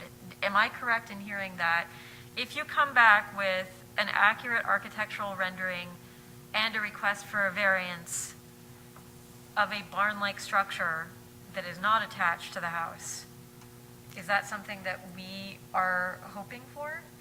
Or attached via a breezeway, so you can get the all-weather connection you're looking for, Mr. Zoller. It doesn't, but it wouldn't necessarily constitute a single building. There's no problem with a breezeway at all, and some spatial separation between the two masses for me seems more traditional and I Balanced. yeah, and I'm not sure that it isn't what you would prefer aesthetically also. I'm not sure that the version you've brought here is a way to avoid seeing the buildings as two buildings. I think there's promise. I think there's promise for a variance, or promise for a. There's a promising future for being granted a variance for the barn location. Am I allowed to say that, Russ? Yes, and I think, just so I'm clear procedurally here, I believe we've got one of two choices in front of you. I believe the Zollers have recognized the fact that a more complete application would need to be presented to get a final approval. I'm looking for a nod, yes or no from the applicants. That's a yes from here. But he wants it. So there would be, you would continue this item, or if they feel they want a final decision today, so they now have a final decision that could be appealed, but that could be done. But it seems the problem of not having an adequately completed package will rear its head on an appeal as well. So it looks like that goes around in circles. But that's I don't think anybody's looking for an approval of this project today. Simply enough information so they're comfortable to proceed with drawings or a denial. Should I talk now? He wants to know if you can talk now. Yes. Well, I'm just running back a little bit with some notes I'd made, to explain to Peter that flat that you see there, it drops off just right after the setback. And even at this point in time, the back half of the garage would have to be framed because it's too high to actually pour a slab. I mean, I suppose you could, but it would be difficult. And it would also drop the building below horizon of the property. We did our best on the landscaping to give an idea of what it was. That was the first we'd heard of it, was this last meeting and I think Peter suggested that if you could see it with landscaping, it might help, I think was the comment. And as I said in our original presentation, I'm happy to have an architect make a presentation of the building, and it really comes down to the only thing that we're having a difficulty with is how to get from the house to the barn. And I had decided to touch them because that pulled it in 4 feet, because it was otherwise I'm over the top of this pine tree that would have to come down, and then we'd have to remove the stump, and it pushes it way. It was already pushed too far, and it pulled it in. It seemed to lower the mass of it, especially when we did the notching, as was suggested. I mean, we're really, there, in my mind, I guess there's the returning to the breezeway concept, but the reason I didn't like that was because it left a lot of space between the buildings that we're having to manage. And this kind of created a backyard, courtyard area where the buildings, because of that triangular connection, and that really worked well for us. We have a private backyard, but I had played with it. You wouldn't be able to see the difference between a breezeway and an enclosed breezeway from the road. It just would mean that one wouldn't require a variance versus the other. So like I say, if I can just even get some, like, well, we'll look at it if you draw it up architecturally so it looks pulled together, I'm willing to do that. I really prefer the triangular, though. It isn't really a workaround, other than it allows us to get from this barn building that we were suggested in and out from the house. And it just seemed to make sense to me when I woke up one morning. I was going, I got to think of something, and that was it. So I'm happy to do that. But so we really have closing the breezeway with the variance, or this triangular section, which is what I would prefer. Can I just get clarification? When you say triangular section, are you talking about having the two buildings touching? Is that what you mean? I gotcha. And they could even be pulled maybe a little bit further apart, but yet still be touching there. And that just seemed like the obvious place to be able to get between them, because it gets to be too far because of the way they're angled so much. There could be a little separation, let's say 2 feet there, instead of that they don't actually touch. I could see that. Could I ask for a clarification? It was my understanding the variance had to do with the fact that the barn utility building was not 50 feet from the property line. It's 50 feet from the road, more than 50 from the roadway line, edge of paving, but not 50 feet from the property line. I didn't think the variance had anything to do with the breezeway connection, enclosed or not enclosed. No. Did I lose track of the conversation? Yeah, the stream of logic was that in order to avoid applying for a variance, the two buildings were connected with a breezeway, thus making them a single building. And well, that was rejected. And the point of contention that we talked about at the end of the last meeting was that if the breezeway is contained with walls, that three of us voted, okay, then that constitutes a single building. If it's not contained, then it is two separate buildings with a breezeway. It's all rhetoric. So why are we still discussing a variance then? Talking about an enclosed connection.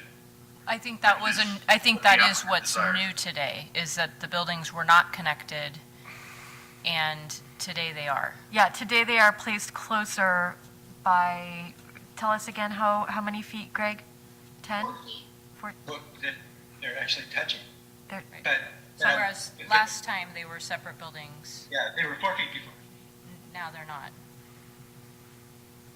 think there's some interpretation the planning commission would have to make, whether or not an integrated, they are technically touching, but does that technicality mean that we can interpret this as some, two masses of a building that do not require a variance, even though Right. that, the code requires that a barn or an accessory structure does need to be set back from the right-of-way or property line in this case.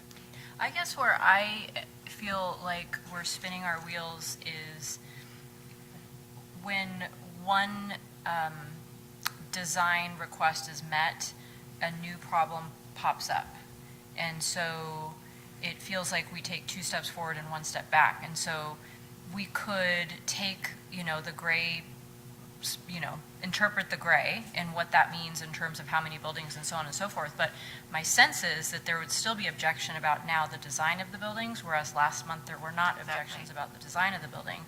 There was just rather a discussion about what does that mean in terms of setback requirements and whether a variance is required. Now we're starting to go back to how should the buildings look. So, Well, I think, Yeah. I think we might be coming to some clarity. There is interpretation, as I understand it, in the ordinance as to what constitutes 2 separate buildings. And so even an enclosed breezeway can be, 2 buildings that are connected by an enclosed breezeway can be construed as 2 separate buildings. So that's a gray area we haven't made black and white yet. Oh, I thought we did last week. And that's, Yeah. no. Okay. And the, Well, we took Or a that's straw not- poll on it. Yeah. And 3 of us agreed that, we voted that we could agree that that would constitute a single building. Right. And Yeah, Russ right. backed us up. Right? Okay. okay, so we can, if we choose to, by vote, paint that black or white, and allow the Zollers to go forward with maybe a little direction on the connection, because I don't like the aesthetics of the connection, and I think, Greg, what you suggested regarding separating them slightly more, whatever makes them appear to be separate buildings to some degree will help. And your point is well taken. I mean, I believe you in the complexity of moving the building back would just be onerous and difficult, and it doesn't make sense. Your barn is kind of where it needs to be on the topography of the lot. And is Ye- the home? yes, Rod? Yeah. No, I think you've hit the key point there, right? I think last time, we had some disagreements about 1 versus 2 buildings, but I feel like we're through that now. But we've come back to what you said before, you were in combination with Amy, that aesthetically they're back together again. So as Wendy was saying, we've reopened that issue. Right. And I want to get that resolved before we agree to something here. Are you on board with that? Yeah. So I think we are unified then. Is that correct, Peter? Or are you on board with clarifying what the connection between the 2 buildings, or how the interface between the 2 sections of the same building are? It seems quite artificial. We talk precedents a lot, even though we know it doesn't apply for individuals. But what we're connecting 2 separate buildings with a lot of mass in a scenic corridor, which was my original concern, and it still is. And so we're going to connect the buildings, basically corner to corner with a connection between them, to get away from the setback of the barn. I mean, that's basically where we're at. And I would hope that there would be another way to do that. I said it was okay before to separate the barn from the building and set it back a little bit, and that's not agreeable to the owner. But it's up to us. So that's, I'm still in the same place, but if it goes in someplace else, that's the way it goes. No hissy fit. I don't No think that hissy. I don't have the sense that you're in a different position than many of the opinions here. No, I would say separate them and move the barn back a little bit so that you have 2 different masses, not at one single mass, and you satisfy a little bit more in the scenic corridor. And what is your, Requirements. do you have a preference whether there is a covered or non-covered breezeway? No, I do not. And then the implications of whether it was a covered or non-covered breezeway Or would have bearing enclosed, on, enclosed or rather, enclosed. Yeah. That would have bearing then on the requirement for a variance. I think you guys can interpret, Yeah. whether or not it's attached or detached or just appears detached. I think you guys, that's where I think the planning commission needs to make an interpretation. If the attached nature, makes it so that you don't have to make the findings for a variance, if you feel comfortable with that, or if it's really just sort of to get around the requirements of a variance, That seems silly to me, in a way. But, so, I'm just going to say what I think. I'm sorry, what aspect sounds silly? Just kind of trying to manipulate certain, that's a strong word, I don't even like that word, but like massaging things so it technically qualifies on technicalities, and I don't know, it just feels kind of silly. Well, and we spent an hour and a half talking about this 2 months ago. Right. Let's come up with a way that we can send. Can I just put my opinion out there? I'm so sorry. No, just like, maybe it's simple, and maybe it's just a starting point of, giving really good clarity to the Zollers, is my personal opinion, which may or may not reflect what my colleagues feel, is your design is looking really nice. It's definitely going to be an improvement to the corridor. I personally believe the buildings should be separate. From a design standpoint, that feels right and mostly congruent with what I see in our community. In terms of the proximity of the barn to the road, especially given that it is in excess or meets, the distance to the road, but not necessarily a property line, it would be easy for me to get on board with granting a variance on the setback. And that's how simple it would feel to me. Here. I'm with you on that one.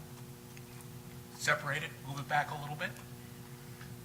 And I think aesthetically, if they read like two separate buildings, if in fact they are two separate buildings and are connected by an all-weather connection, if you want, is preferable. And the fact that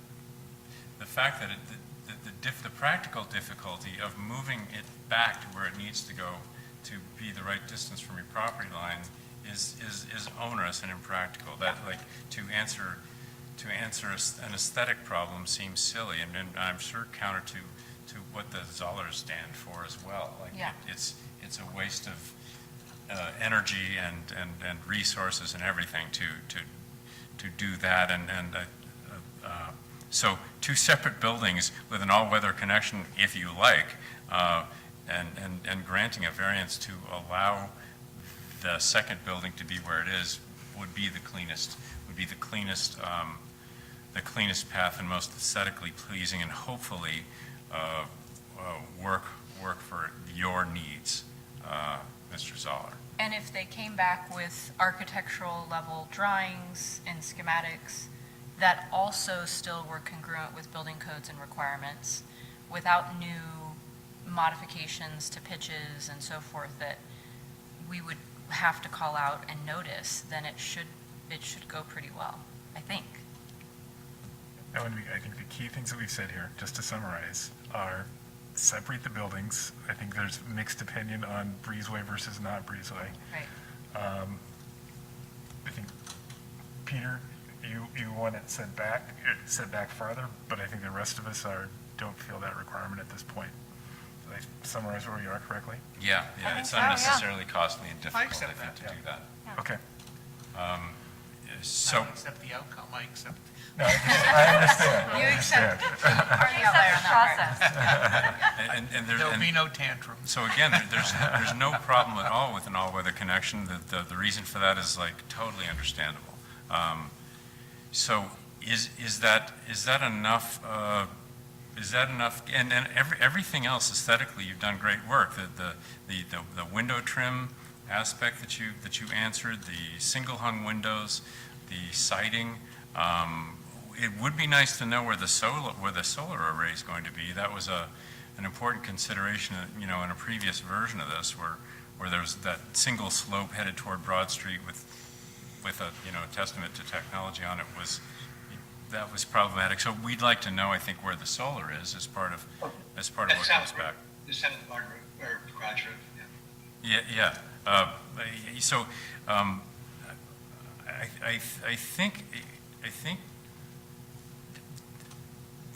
think we're at a path forward here. Is that clear enough for you, Mr. Zoller? Well, okay, so as I'm thinking about what you're saying, if I had the buildings 4 feet apart, maybe if I could go to just wide enough, like 3 feet apart, that there would be like a corridor there that would go into this all-weather connection back a little way, so the appearance would be of them being separate buildings. And I wouldn't have this weird triangular space there. It would just be like a little bit of a hallway to this connection between the buildings. I could see that. I would say, just you have more design experience than I do, but, I think that Tom brought up a great point about the roof tailings and so forth. And in my opinion, that exact space will probably be best guided by your architect. Right. Yeah. And for the point of scale, when you have those 2 big buildings, 3 feet gets really, really small. It may still not be really that functional or pleasing. So in my opinion, you may decide that it needs to be 6 feet. I have no idea, but.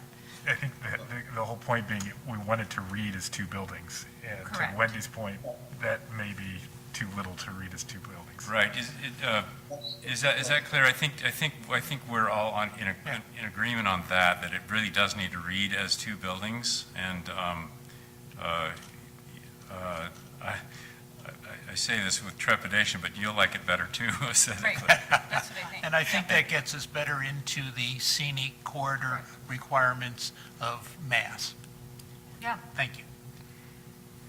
I want to reiterate again, what I'm hearing we're saying is come back with architecturally detailed plans, 2 separate buildings, a decent space apart, and a variance request. Now, if there's an all-weather connection, I'm very confident that makes them 1 building and the variance isn't necessary. We can establish. You're confident about that, Yeah, but well, we are not necessarily.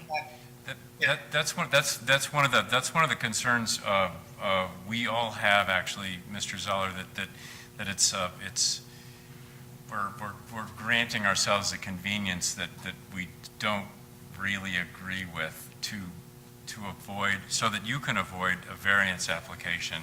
And I think I can state confidently that there's a strong tide in favor of granting a variance for this, for 2 buildings. We're asking you, please get a variance.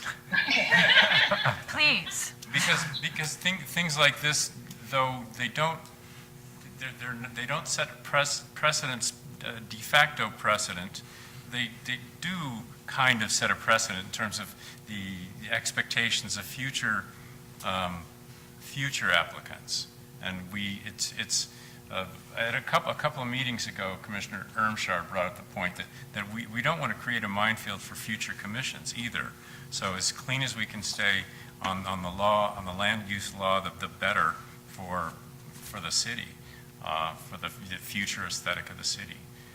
Well, in deference, I mean, this has been for all of us a long haul, but I really have to give you guys the hand for hanging in there on this, because we have put so much time into this. I mean, it really shows a lot of dedication, and as well as we have, butting heads here. So because of that, you said please. That's all it took. Please. Yeah, and thank you. And thank you. We are polite. And we're all invested in this. You probably more, but we feel very invested too. I'm sure that's clear to you. We want you to succeed. We really want this to happen. And, you know, I just want to reiterate, when you came to us in the beginning with the request for the tree removals, and you explained what you're doing with the property, I think it didn't take a lot for us to all get on board with your vision. We just want to make sure that everything is consistent with the rest of town that you are in. Which actually brings up a good point, Amy. I mean, I agree with that, though. In a way, I mean, I would argue also that what's consistent with the town that we're in is this creativity and a lot of variability, and I don't think we're out of line with that. But again, you said please, I'll do it. Just one final point that Amy sort of alluded to there. In the previous go-round, one of the previous reviews of this, we approved most of the trees, but not all of the trees removals. If there are new tree removals that are affected by the final plan, please make that clear as well when you come back to us. Right, good. Good point, Rod, thank you. Thanks, Rod. In other words, try to avoid any changes if you can. And Yeah. one We'll be like that sign, that heritage sign. We'll go through like that. somewheres in the distant past, the barn structure had a setback on the left, and it was up to the front on the right, and we said, would you put it back so it's balanced? And in the drawing that we have here is now the left wing is flush with the front, and there's a setback on the right.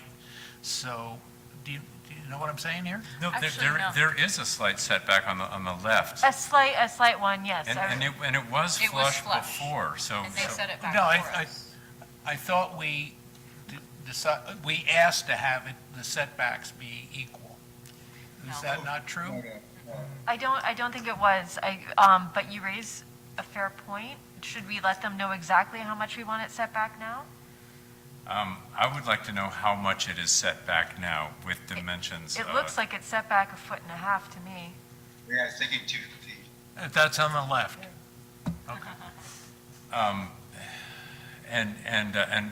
And I think personally, if that 2 feet helps a lot aesthetically because it breaks up the mass, it breaks up that front wall, and if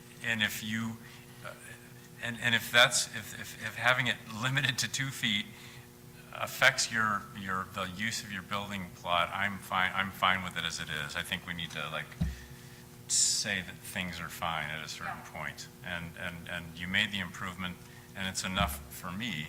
Yeah, I don't understand the interior of the building and why the one on the right needs to be back so far versus the left one not so much. You know, symmetry looks good, but there's probably some functional reason you drew it that way. He said the setback. Oh, got it. Yeah. Thank you. And to me, it did not have to be symmetrical. Yeah, it doesn't need to be Yeah, I symmetrical. don't think it needs to be for me. symmetrical either. Yeah. At this point, we continue this and ask for a preliminary properly architected dimension drawings that has everything we've asked for in terms of dimensions, it doesn't have to be like a complete building set. So if there are any minor tweaks, they can be made, and although I think we're there in terms of the design, and come back with a variance request. Please. Okay. Now, Thank you.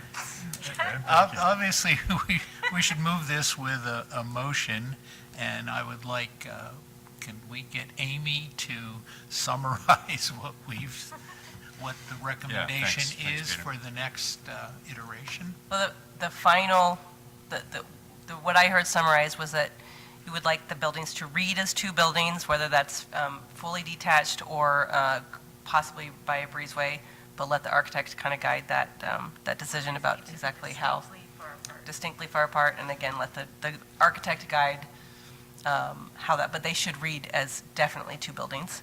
Provide architectural level drawings with dimensions, something that's to a point where it could be, a buildable building. and then do a variance application. And do we need specs on the, excuse me? Oh, go ahead, yeah. Do we need specs on the windows? Or do we have them to do? You mean the, Would that be included in the architectural? they should We be usually approve. When we Yeah, get it, usually. we usually approve of the type of windows. They do have a material list. Yeah, all Yeah, the that- Oh, I materials. see it. Okay, Yeah, the got links it. are in there. Okay, got it. Thank you. It's a good list. I would like to know the center to center dimension of the battens on the barn. They're too far apart. Yeah, they should be 16 or so, at least. Yeah, I couldn't I get mean, it maximum wrong. 16, yeah. Okay, she's got that. Okay, 16 good. 16 inches on center, Yeah. and those are also, that's the small enough tweak that if they came in with board and batten Right, design, right. you could just condition it if it doesn't look, but those things in an architectural level drawings should be spelled out. Right, They the- should yeah, be in there. right, the So you would centers, know. yeah, and then the exposures of the lap siding would be called out also, roof pitches, depth of porches, depths of step backs, like that detail we were discussing on the front of the barn, on the left side, how far is that? That dimension should be shown. You know, I don't need to. But also the things including, the landscape plan that fits with all of this and, any tree removals that go along with all this too. Okay. And I would imagine showing the position of where Broad Street is in relation to this, and then like a parking area laid out. That's something I've been missing in these drawings as well, like in the plan view. And Site plan that's an architectural Site level. plan, yeah. Yeah. And this is nothing out of the ordinary, of course, and we are almost there. May I ask a question? Yes. So, do we need to get a professional landscape architect to do the landscape? No, I think any architect. You don't have to get a landscape architect. If you want to bring me a site plan, I can provide some landscape plans that we have so that you can kind of see what the planning commission is used to reviewing. Well, and I think it's worth pointing out at this point that when it gets to the point where you're digging a hole for a living thing, some spots are going to be better than others, and you can't necessarily predict that in CAD. So I think a general idea of what your plans is great, but you don't have to, have it down to the exact angle. But in terms of like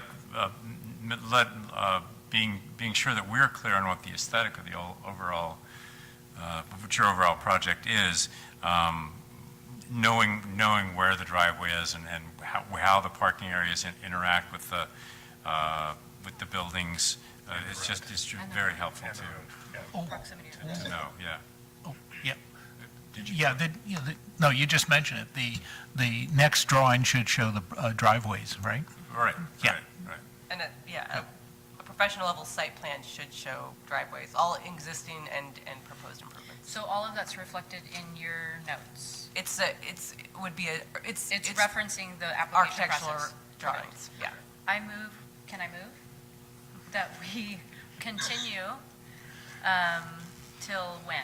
Are we picking a We month do or not any need to time? pick it, just Okay. continue, because he'll need, it'll be a public hearing, we'll have to set a date, Okay.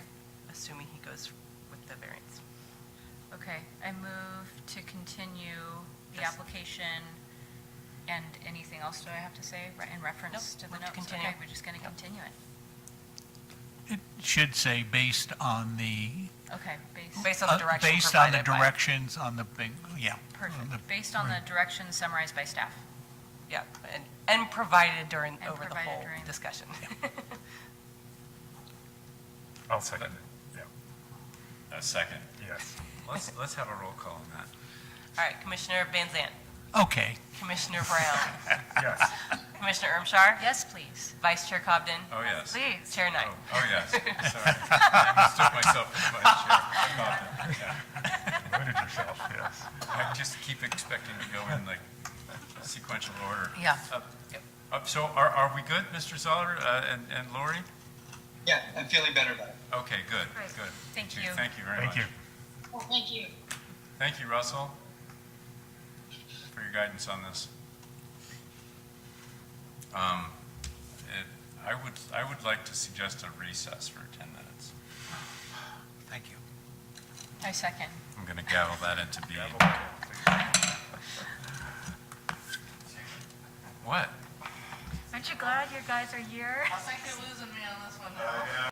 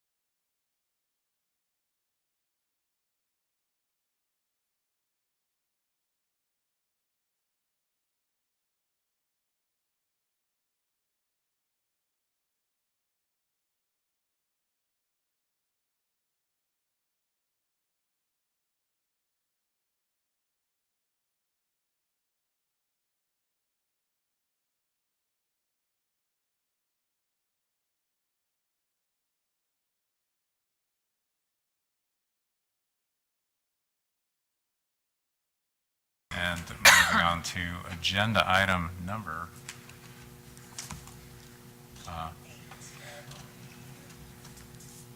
8, which is a draft ordinance for the regulation of outdoor dining in the public right-of-way. Would you like to do an introduction for us, Amy, if you're ready? Okay, so, at the onset of the COVID pandemic, council has created an urgency ordinance to allow outdoor dining in both public and private property through a staff administrative permit process. They've since extended that several times. Council has directed staff to prepare an ordinance to allow permanent outdoor dining, given that much of the community has found it to be a benefit, and there are, plenty of people who probably will not be comfortable in an indoor setting for some time now. Staff held a workshop on June 14th. Amy? You're getting a... Oh, I'm not on. Wait, and am I muted still? Hold on. Yeah, I'm muted here. I don't know if I'm supposed to unmute this as well. We get feedback, I'll unmute it. Okay, so there was a workshop held Planning Commission workshop held on June 14th, 2022. That workshop was attended by approximately 15 participants, all 5 commissioners and staff. The majority of the attendees were members of the Chamber of Commerce that represented businesses in the downtown historic district. Discussion at that workshop informed the content of the draft ordinance that is before you today. The ordinance is drafted provides a regulatory process for the permitting of sidewalk dining and parklet dining. Both require an encroachment permit to be issued by the city engineer. Sidewalk dining will require permittees to select portable furniture based on an outdoor furniture design guideline, which is then attached to the staff report. And it is intended to be a relatively simple process. Parklet permittees will be required to secure a conditional use permit in addition to this, the encroachment permit, and that's what anybody who's doing private outdoor dining would also be required to do, so on their private space. Let's see. And that would also give the commission just a bit more ability to regulate the design of a parklet, which is a bit more obtrusive in the public right of way. So with that, hopefully you've had a chance to review. We didn't receive any written public comment on the ordinance, though I emailed it out to everybody who attended the workshop. So with that, and so today, what I was talking with Russ just earlier today is, we can, the city manager had suggested that maybe we continue this, but it kind of all depends on how you're feeling about how it's written and how, what kind of comments we get from the public.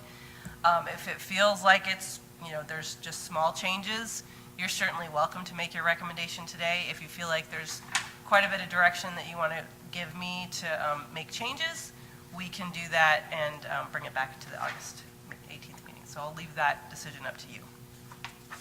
I have a question procedurally. So if we, will there be a second draft, or is this our opportunity to provide input into the ordinance? Yeah. This is your opportunity to provide a recommendation for the ordinance that will go before City Council, who will adopt, who has the authority to adopt an ordinance. If you would like, what I could do is pull it up and do a track changes as we go today. And if you're feeling comfortable with that, we could, if it's simple track changes. If you think that it's going completely the wrong direction and we need to change a whole bunch of stuff, then I would recommend that I bring another draft back to you on the 18th. And how do you see us proceeding today and discussing it? Do you have in mind a detailed discussion of each item going through it, or are you looking for comments based on things that we've discovered in our reading of it? Yeah, I think that's more how and certainly taking comments from the public and directing it that way. But we can do it however you would like. I can go through it kind of, just go through the ordinance, each item as, in order. Or if you just want to start pointing me in the direction of where you see. I would prefer going through in order. You don't have to read it, it's in front of us. And then if anybody's got a comment or a suggestion or whatever, then we make it, when you call it out. Okay, why don't I pull it up? I have a question too, just because it's just the way my mind works. So in terms of how we approached writing this, like what considerations were made? Obviously, we had the workshop, and then what were we strategically trying to accomplish? There was like uniformity, and were there other ordinances that you referenced as kind of a boilerplate to work off of, or, Yep, I used a whole bunch of different ordinances that have already been adopted in other jurisdictions. I think it was Santa Barbara, San Francisco, San Mateo, and then I tried to find some smaller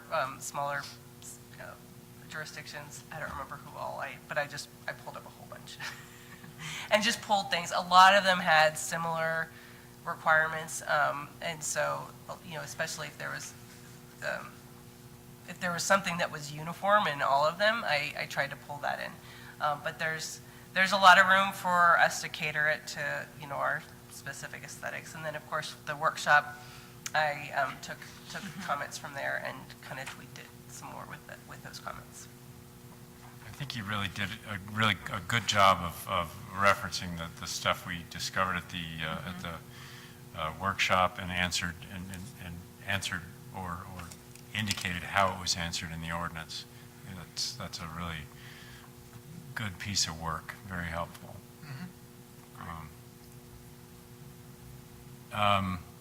Okay, let's see. Sorry, that was me. I'm pulling it up in my Word document, and then I'll turn on track changes. Do we open it up to public before? Yeah. Are there is there anyone? Are there attendees online for this item?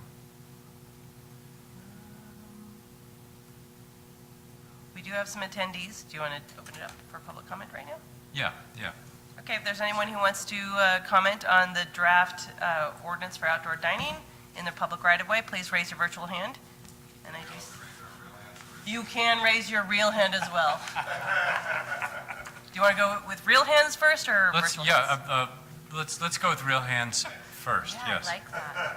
You showed up. Yeah, you guys showed up. All right, thank you. You paid your dues. I paid my dues, I did. I don't know if this is even on, or if you even need to hear me on a microphone. Go ahead. That's a little. Yes. Okay.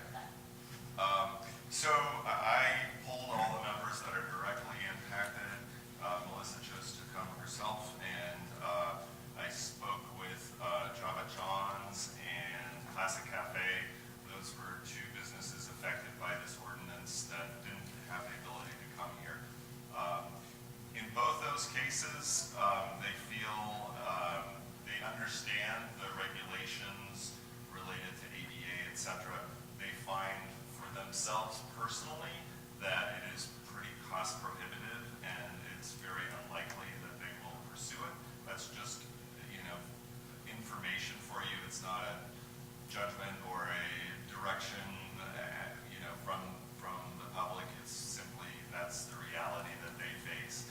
So if they both asked about things that could be done to lessen the cost, I know in the report there was some sort of mention that the chamber may be able to look at grants, and I feel that's pretty highly unlikely because I could see getting a grant for something in the public right of way, but this is benefiting a private business that just so happens to be in the public way, and I feel it very unlikely. So that would be one thing I might suggest.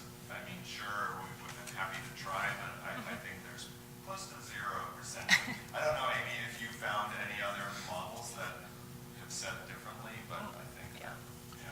didn't find anything that said differently, but that was something that came up at the workshop that they would like. And I just, if it wasn't addressing a specific, or it wasn't catered to a specific business, perhaps there was a way to partner with the city with a grant opportunity, if there were any grant opportunities, and I don't know that those exist. I think that it would be a tough sell, honestly, because I think a business really has to decide if it's worth their return to spend the money on this, and it's a competitive grant to firearms generally. So those were the comments from the two attendees that weren't available, and I asked Heartwood as well. They're not directly impacted by this, but they said, add flowers, add, just visual aesthetics that are positive. So that was the only comment that he had. And I think at least for both of those places, though, they would be interested in sidewalk dining still. So the parklets are pretty much out, and that's the only comment I have from other members, and I'll let Melissa speak to it because I know that she's one of them. So. I am Melissa from Bistro 221. And while I know that COVID had brought a lot of different changes that people didn't get a chance to address stuff, I appreciate you being here and readdressing how we're going to move forward. The outside dining has been really wonderful for me, for Bistro, and I get that it's not a piece of my property. It's not my, I didn't go into that building 221 knowing that I was going to be able to have outside dining. That being said, with COVID still being an issue for a lot of people, as Amy said, that a lot of people still don't want to sit inside, it's nice to have that opportunity to do it. I don't know the specific costs that are laid ahead of us with the outline of what I've been presented with. I can't afford that. Hate to say it. I don't hate to say it. I'm a restaurant owner. I'm not here to be a millionaire. I'm here to provide for the community. I worked at Sereno's for 16 years. I've owned Bistro for 9.5 years. And it's just kind of what I like to do. I like to serve good food. Sometimes it's not always great, it just is what it is, but I want to just make the community happy, and I would do anything. I give gift certificates regularly, all the time, actually, to anybody that asks. I don't ask questions because I want to continue to give back to this wonderful community. So I also understand it's street parking. I also know that there's owners and workers that park on the street. And so it's just helping us for the three businesses. And I know you can't really do that because then somebody else might want it, right? So you have to look at the whole general plan because if somebody else wants to come in and do it. But I just don't know that a huge dollar amount for me that I could afford it weekly or monthly or yearly. I struggle as it is. And as you know, the economy is crazy right now, and food prices go up, and people complain, oh, your food's so expensive. Well, again, I'm not a millionaire. I got my Giants t-shirt on today. And I work in the kitchen, and I just do everything that I can to keep employing people and be part of the community. A huge business expense will not be good for me at Bistro.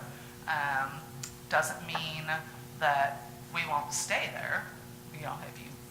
If it doesn't work, we might not have outside dining, and then the next year I might decide that it's too expensive to stay. It is what it is.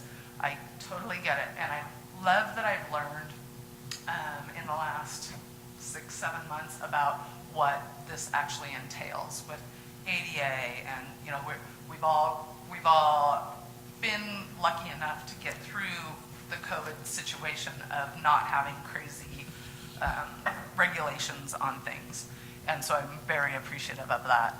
But it's just, and I have so many customers that love sitting outside. They love our flowers. They don't stress about it being on the street. and cars driving by, they meet people. I have people from out of town that meet people that walk by, and it continues the sense of community, in my opinion. And I really appreciate that. I also appreciate the conformity of the aesthetics of things. But I also go, it's Nevada City. We need to move forward, right? We need to look outside the box of, we're historical. I get it. We're historical, but we're also growing, and we're 2022. Let's let some different things happen. And I don't know how to explain that totally in my head. I was listening to the sign, about the sign for Likas. And when I came in here with my sign, I was so scared and so nervous, and 9.5 years ago.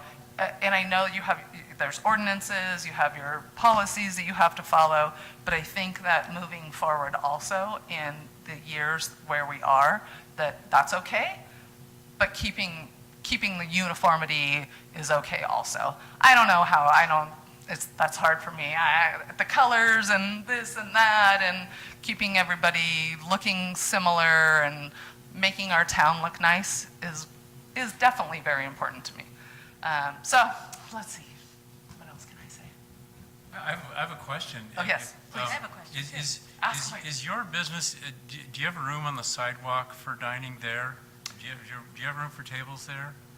I'm glad you asked that question, because with Commercial Street redoing over there and having to be ADA compliant with the 4 feet, and then I don't believe we have had 2 spots, but I don't think that if you're actually looking at the logistics of, is it okay with ADA in the distance, my guess is my parking, or my sidewalk is not wide enough to do that. We have had those tables out there before, and people can get by easily, but it's 2 tables. Right. So it's in and out, opening the door, heat in the summertime, cold in the wintertime, things like that make that less desirable as the business owner. And then I do also, I'm feeling like when I was reading over the stuff, that it said if it wasn't permanent structure, that it was needed to be brought back inside. Does anybody? Portable furniture, the idea would be that portable furniture doesn't remain outside. Right, so I had, for multiple years, I had my plastic tables. Let me go backwards. So in the beginning, I felt like the communication wasn't very good, and I didn't know that we could do outside dining, and then I heard from other businesses that we could. Again, all changing, right? It's an evolution of things. And so, okay, great. And so then I'm setting things up and buying things, and then I'm like, oh, plastic tables, because I don't know. I don't know if we're going to be 3 months. I'm spending the money, right, to do this, and I'm getting plastic chairs, and it's not my style of what I would want to do, but because it's inside outside, right? And so I'm paying somebody to fold up the tables and the chairs and bring them in at night, and then doing that again to take them out and do a full setup. So it's probably a good, in my opinion, 35, 40 minutes to do setup and takedown. So, I mean, just, think about the cost of that every single day. 35 minutes and then people carrying things. So once the city council had approved letting us get through September, I went and bought black chairs, and I've got a couple different things. I don't love the plastic chairs that I still have out there, but I don't want to spend all this money. And so we do chain it together so that we don't have to do the inside outside. And part of that also is that the inside, bringing everything in, if it's raining that day, then what do I do with all that stuff? I can't. Okay, right? We're going to take it back. We're going to take it outside so that it's not sitting in the front dining room. I have chairs and heaters at home.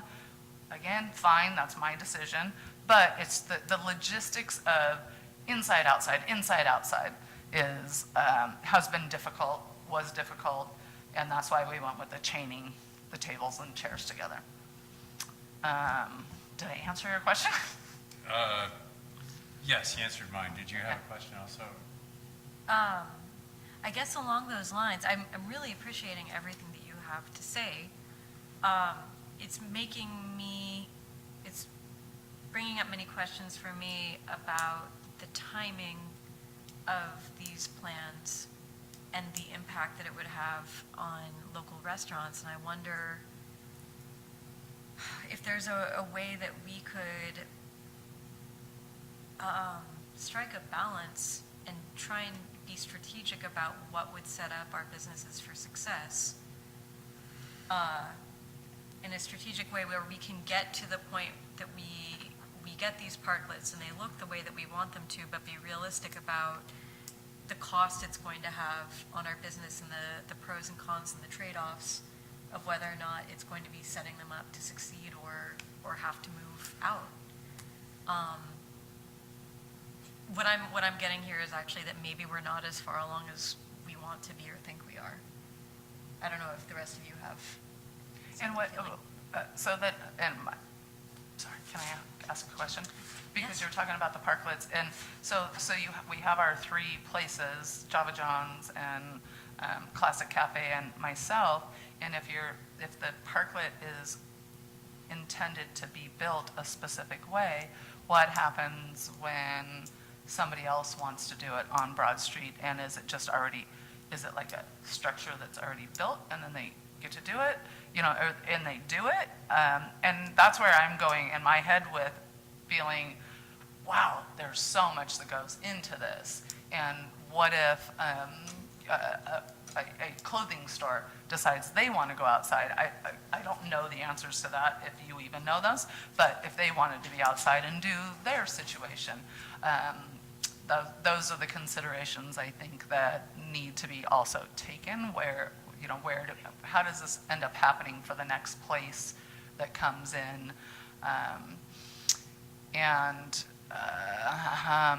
I would know that probably about a year ago there was a city council meeting and somebody was saying, well, why doesn't Bistro 221 just do outside dining up on their, on their parking lot?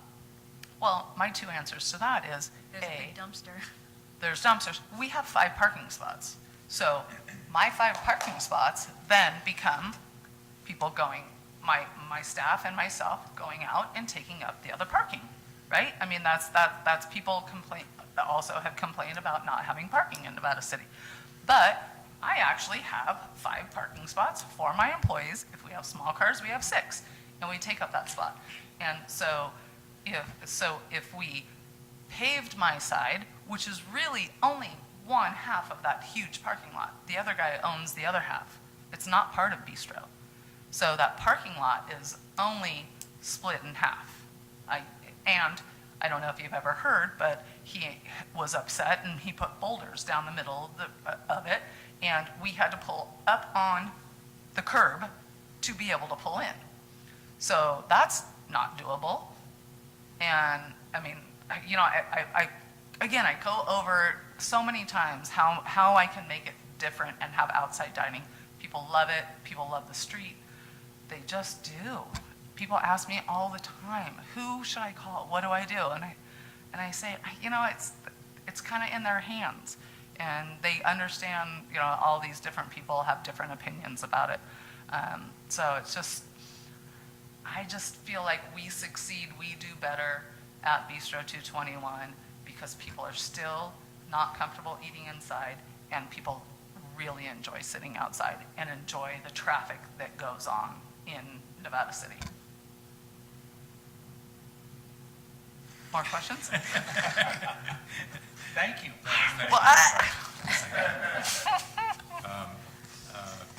Is there online public comment? Thank you very much. Thank you so much. Yeah. Thank you. Thank you for listening. Thank you. Thanks for sticking around. Yes, we do still have public comment. Let's hear from them. Hi, Matthew, go ahead and address the commission about the draft ordinance. Yeah, thank you.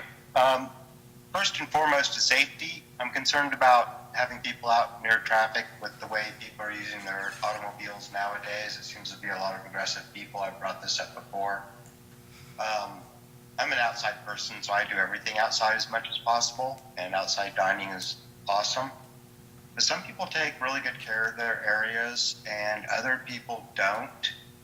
And I guess there has to be some kind of a standard, and that comes down to when we get into overhead coverings. It'd be great if they were all done in, say, like a stone wash fabric or something versus bright colors that detract from the actual historic nature of the buildings, and maybe even shapes that were more historical versus like the Target umbrellas and things like that.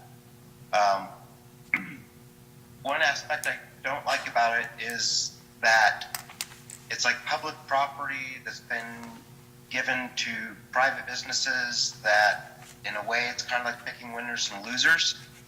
And I think it's kind of opening the storm gates to let whoever wants to, for whatever reason, like t-shirts or whatever you're selling, to literally say, hey, I want the same, rights afforded to these people around me.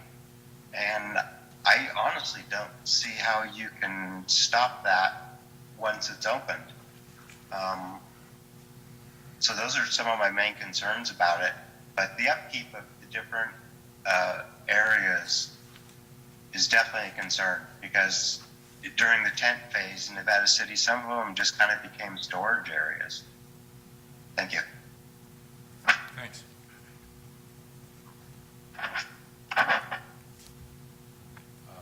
Other public comment? There are no other attendees?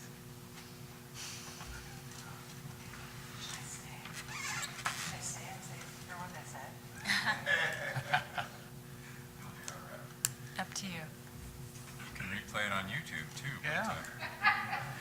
Where's my husband? My husband So I would like to just reading through this, so it seems like so much of there's a lot of regulation pertaining to allowing storm runoff to run past, accessibility to that, just essentially safety and sustainability of city systems. That seems to be like what would be the most expensive and difficult part of engineering each parklet that's specific to the grade of the road and the height of the curb and all that. I mean, there's a lot in these regulations to make sure everything continues to function, and during the more emergency phase of the process, like longevity of your installation wasn't a concern. If it got washed away, that's fine, because we've all got to just keep our businesses alive. But for the long haul, it really does have to be designed in a more sustainable way, which of course costs more and takes a lot of input and oversight by the city engineer and public works. And maybe Rod, would you, like, this is kind of your area in a way, or? There's a couple things here. So what you just Rod mentioned, has some expertise in I'm a transportation planner. But these things do come up, use of the curb space. How do we do that? It is a public good, as Matthew noted, that we've traditionally allocated for parking our vehicles. And, it's our decision to make as a city, how we want to use that space. And vehicle usage is just one. This is another option for that. So we're all here to, advise the council on how to do that best. But your points too, stormwater, ADA access, concerns about vehicles that go past, all those are things that we have to consider. And, unfortunately, not just from the physical maintenance side of things, but liability and all those issues too that come up for the city, so. I do acknowledge that. Yeah, That's what yeah. I have appreciated about learning more, getting into this one and learning about what it entails, and not, my honest, not being frustrated. Oh, no, I was just, No, I know, but not being as frustrated as I was before about is learning the knowledge of what the whole thing actually does entail. And so that's been, I'm not nearly, I'm probably only 20% left by the time I'm not happy with it, as opposed to 100. It just, I get it, I understand there's so much more that goes into it at this point than it did while we were in a totally different situation that nobody ever understood and what was going to happen. And so that's what my hope is that we could come to some kind of how we can do it, but it just feels, I hate to say this, it just feels like so much. Yeah. It feels really, really hard for Broad Street to be able to do something and keep that what the city wants. And that kind of irritates me too, because you got Commercial Street and there was the Parklet down there for how long? And it was there. And who took care of that? And then now it's a one-way street. Now they have wider sidewalks, and now they have different opportunity with having some. So what does that do? Again, it's just in my head. I'm trying to think of all the logistics that makes it so crazy of all these things. And I would never. People have said, "Oh, just close Broad Street." Never, ever have I ever said, because that's just the silliest thing ever. I mean, you got too much traffic, and then you have the people around town that will be upset because people are driving through their neighborhoods, right? So I really feel like I understand a decent amount of the hard decision that this is for people. Yes, I didn't buy the restaurant having outside dining. Yes, it's tax dollars that I'm taking up those 2 parking spots. I really appreciate your objectivity, and what you're starting down now in terms of acknowledging maybe some of the counterpoint gives me the idea that you've also heard that somewhere. So while you've said anecdotally, like, people are saying, yes, I love it, like, whatever it takes, why aren't they doing it already? Like, are you hearing something else? Or are these kind of more just other things you become aware of by your own, like, investigation? Yes and yes. Okay. Customers and I think a decent amount of businesses in Nevada City like having the outside dining. I understand that it's, you're asking me if I've heard, yes, I've talked to somebody, but I'm not going to throw No, not like yes, that. I understand that it's it's. So you have had people are raising I've talked to, yes, other I've sides talked of to, other parts of the equation. Yes. Well, I've talked to the chamber, I've talked to the city manager, city manager, I've talked to other businesses, and so, parking in Nevada City has always been an issue. I've been here, I've worked at Sereno's for 16 years, and I've had Bistro for 9.5. I feel like that's kind of a long time of working in Nevada City, and I've never, that many years ago, 16, and I think before like 26 years, and I have 25 years, it's never been an easy situation of parking. So parking for me in my head, I go, yeah, whatever. Deal with it. It is what it is, and we have a new law, right? I mean, since then, up over here. So it just kind of is what it is with parking, and I think that that's not gonna change without a parking garage, something crazy like that. Well, we have to move back into a discussion of, me no. Thank you. And, well, also, since, so my junior understanding of the situation is that if parklets are like really officially sanctioned by the city, then ADA accessibility and all the safety stuff, liability stuff really does come into play because it's sanctioned by the city, and it's just going to have to get more expensive. And hopefully not too expensive for a lot of people, because outdoor dining parklets are good for the vibrancy of the city. And like if your business and others in the same business can stay alive and help create a vibrant street scene, then that's good. The goal is absolutely not to keep anybody from succeeding. It's utterly the opposite, while recognizing the realities of the situation. And I also want to make a comment about the not uniformity, but unity, say, of design of the parklets and of the, the sidewalk dining areas. Part of what makes Nevada City different from, say, other nearby cities is a kind of narrowed context, so that flourishes of creativity can really shine and not overpower the historic nature and feel of the city.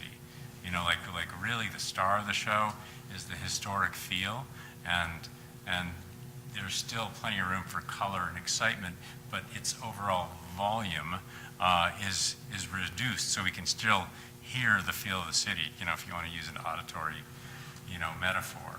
So the colors of your umbrellas and signage within the parklet, or if you want to have, planters within there, that sets it apart, but within a similar context, like the format of a dress or the format of a man's suit, lapels, a shirt, and lots of room for creativity within those constraints.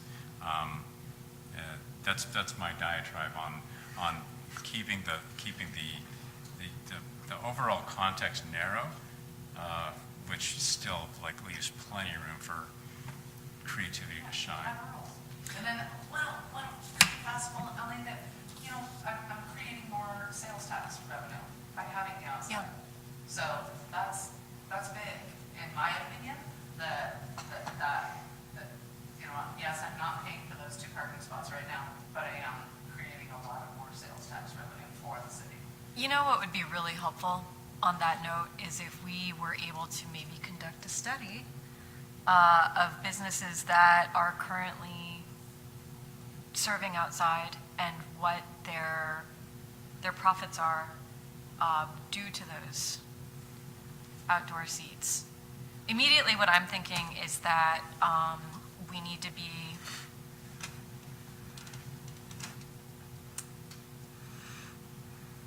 our crisis is not over. The notion that COVID's over is definitely not the case. We are still very much in the midst of a pandemic. In fact, the virus as it is now is, I think, 8 times as infectious as it was at the very beginning.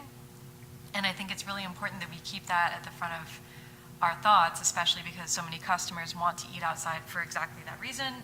Also because it's so nice, but also inflation is its own national crisis. And I wonder if, keeping those 2 things in mind, we can, alongside doing this, continue to give permission for various businesses to continue their outdoor dining without a parklet into the future until there's a point at which it seems economically feasible.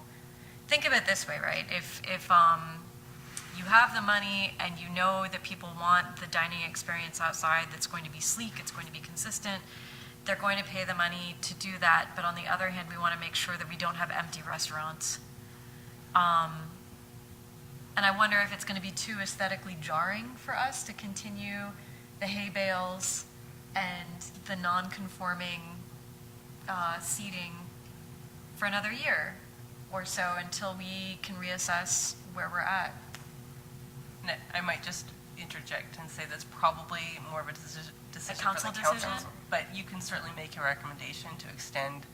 Is that something? Is that what you're saying? To extend the temporary ordinance, which And is a bit maybe more there's lax. something that we can put in there to make it more in lines with what we're aiming for with the outdoor dining regulations that we are visiting today, right? Is that, I'm sorry, I'm not sure I understand what you're saying. I'm not sure I do either. Yeah, I've been kind of Maybe Wendy does. ruminating, no, I'm not sure either, but the other public comment got my wheels turning in a different way, which is, how did we get to this moment where we're looking at an ordinance and making recommendations of whether it's right or not, in the sense of, it's a significant decision.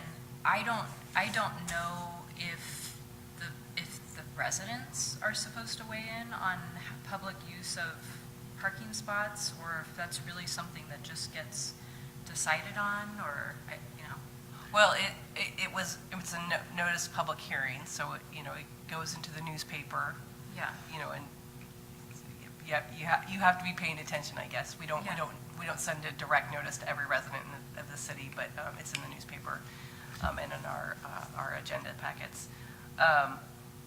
But ultimately, that's what city council does. So they have to, they're beholden to the citizens of the city, so. Yeah. And ultimately, we're looking at this because they requested us to. Yes, to so look at- They requested that we look at it so that then they tell the public, here's what we want to do. Is that how it works? Yeah, they adopt, they will take action on it. But, so they put in place, beginning of the pandemic, the temporary standards.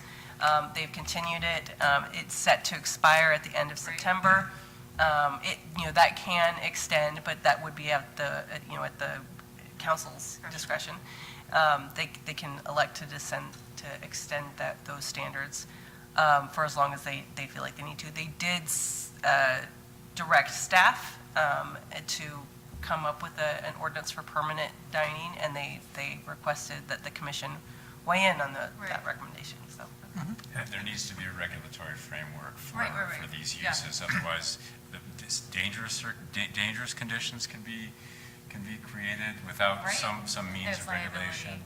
And then an aesthetic mess as well. And then there might be a local example of an aesthetic mess that happens with unregulated outdoor dining. Yeah. Well, then you get into the competition, okay, I'm next door to somebody else and I want to serve a meal, and how about a little neon, how about some lights, you start getting. No one's talking neon. I would just note. Chicken Little. I bring it up all the time because nobody likes it. But you know what I mean?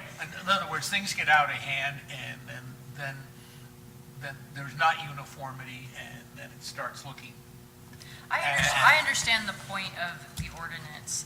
What I wasn't really clear on was how do we officially get to the point where we're saying, yes, there's an ordinance, and it's really just that the council says. The council.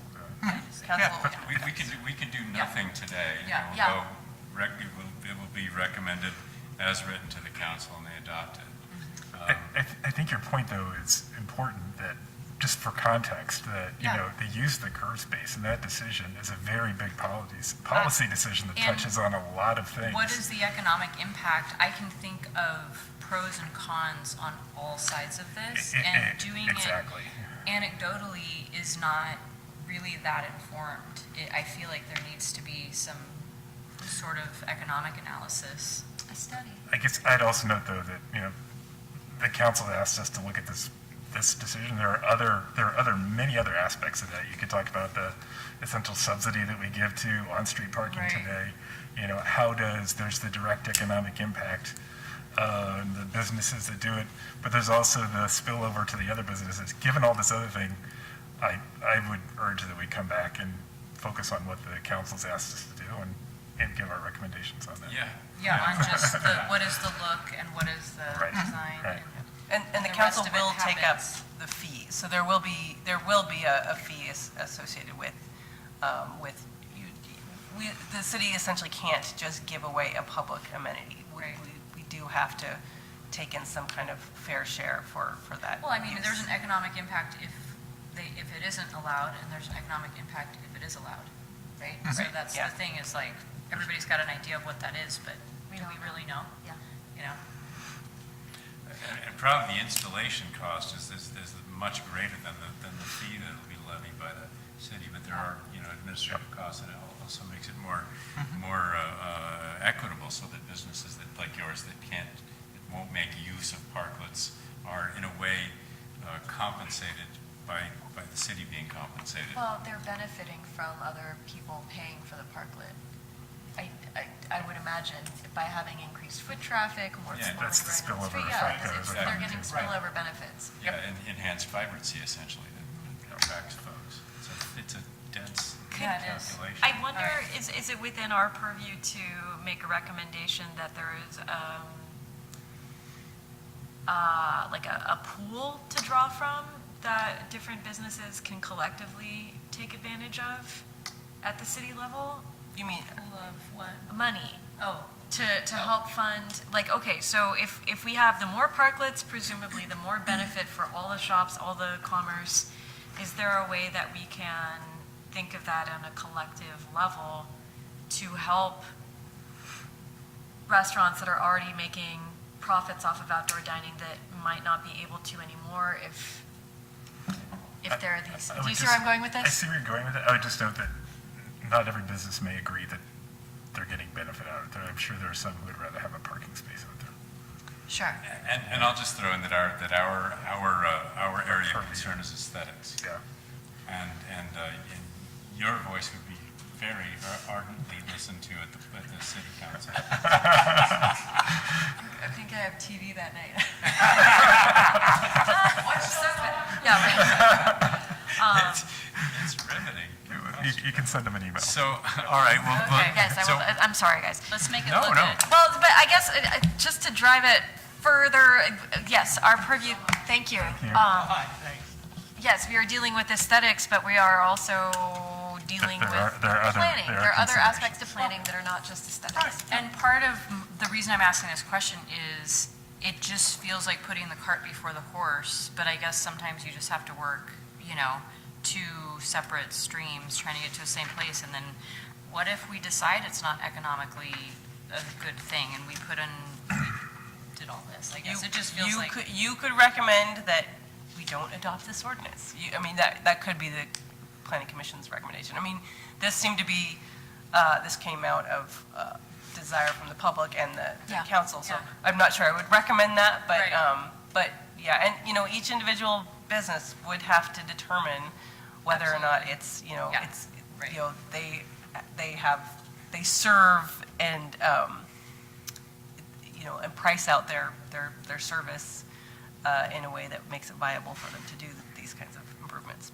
There are two things I'm thinking is, one, we focus on what They asked. Yeah. And secondly, I personally would like to add to it an encouragement that they allow continued use of temporary parklets, and we give recommendations about the continued aesthetics of those, so that there is an option for some restaurants to. Say again? That a continuance of the temporary ones beyond the end of September? Yeah. And creating a regulatory aesthetic framework for the ad hoc parklets. Yeah, if we can. I would think that's something. That is what we're being asked. I think that's something that we should be asked to do by the city council. I suppose maybe a request for direction about that, but. Should we ask Russ? I think we may be in having a little mission creep, though. Yes. I think we're the carpenters who are asked to work on the cart. Yeah. And they're grooms, and they're going to take care of the horse. Right. Yeah. And there's the owner of everything who's going to put it all together. So. Yeah. And the city council represents, they are elected to represent the people of the city. So, right. So in effect, the people of the city are asking us to do a thing. And they have the economic responsibility of the budget. Yep. Right, exactly, how fees get distributed and all that. I'm just anticipating the notion that maybe they do continue the temporary parklets, and if they do, anticipating the aesthetics of those. Yeah. In case there are complaints about them, which I'm sure. Well, there's liability issues if we don't have uniformity. Yeah. Somebody throws up a parklet that's dangerous. Yeah. So I'm saying, like, can we address it now, or do we wait until it comes back to us? How long do we want to? I guess we don't want to be here that many hours today. I You're guess talking about today? I guess I had the assumption that somewhere, and maybe it was only resided with me, the intention was to have this resolved before September, so there wouldn't need to be a continuance. I guess that's the impression I had. I'm just getting a clear impression that it's going to hurt some businesses if we do enforce it by September. I'm trying to make it clear to council that we've received a message, and that we are also acknowledging that we're not pretending that we're just all going to happily go forward with one direction. And I suspect individual businesses will. Probably step forward and say this is Probably, yeah. So as the chair, I hereby declare that that's a good point, and we will discuss what's in front of us. Okay. And Thank you your for point letting is me well get taken. context. Thank you very much. Yeah, and I think speaking for all of us, we would be happy to provide like a regulatory framework for the current temporary parklet situation if we're asked to do so. Okay. Because that's a great, I mean, I think it's a really good point. And I mean, the expense and all that, but it's a question of how long the city wants to like risk the lack of sustainability of the current system.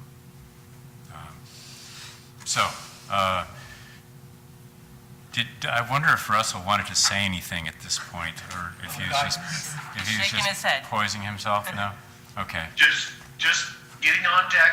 Yeah. Okay. But, no, it sounds like it's proceeding great. Okay, thank you. Thanks for being on deck. This boat has been at sea for a little while here today. Shall we proceed with the reading, or do we just want to move paragraph through paragraph and ask if anybody has any concerns for each paragraph? I think the latter. The latter. Yeah. Okay. Would you like to guide that process, Amy? Or are you? Sorry, I'm sorry, what we're Well, proceeding with each paragraph? Start with the definitions and just. I've got it, so Amy? I've got it on the, got it. How about this? We go by page, and on each page, Sure. you say, does anyone have any comments for page 34, 35, Okay. et cetera? Do you want me to show the whole page on here, or do you guys? All right. Let's see, and my only issue is that this is my Word document, so it's not going to correspond with the pages in your. Or maybe the key. Yeah, section numbers. sections. Okay. Okay, so let's start with section 1205, outdoor dining. This is the beginning of section, the purpose of the provisions, 1205.010. No changes? No comment. Okay, the next one, 12.05.020, definitions. C, sidewalk dining encroachment permit. Do we need to have a minimum width of sidewalks? You know, this is for the whole city and it's for Seven Hills and everything. Is there a minimum that?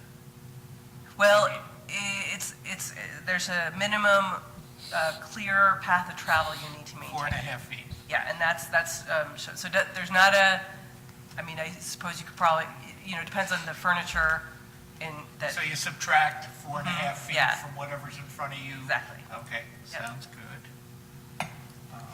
Are we going to charge rent? There will, essentially, yeah, there has to be some kind of lease fee. And that's something the council will take up.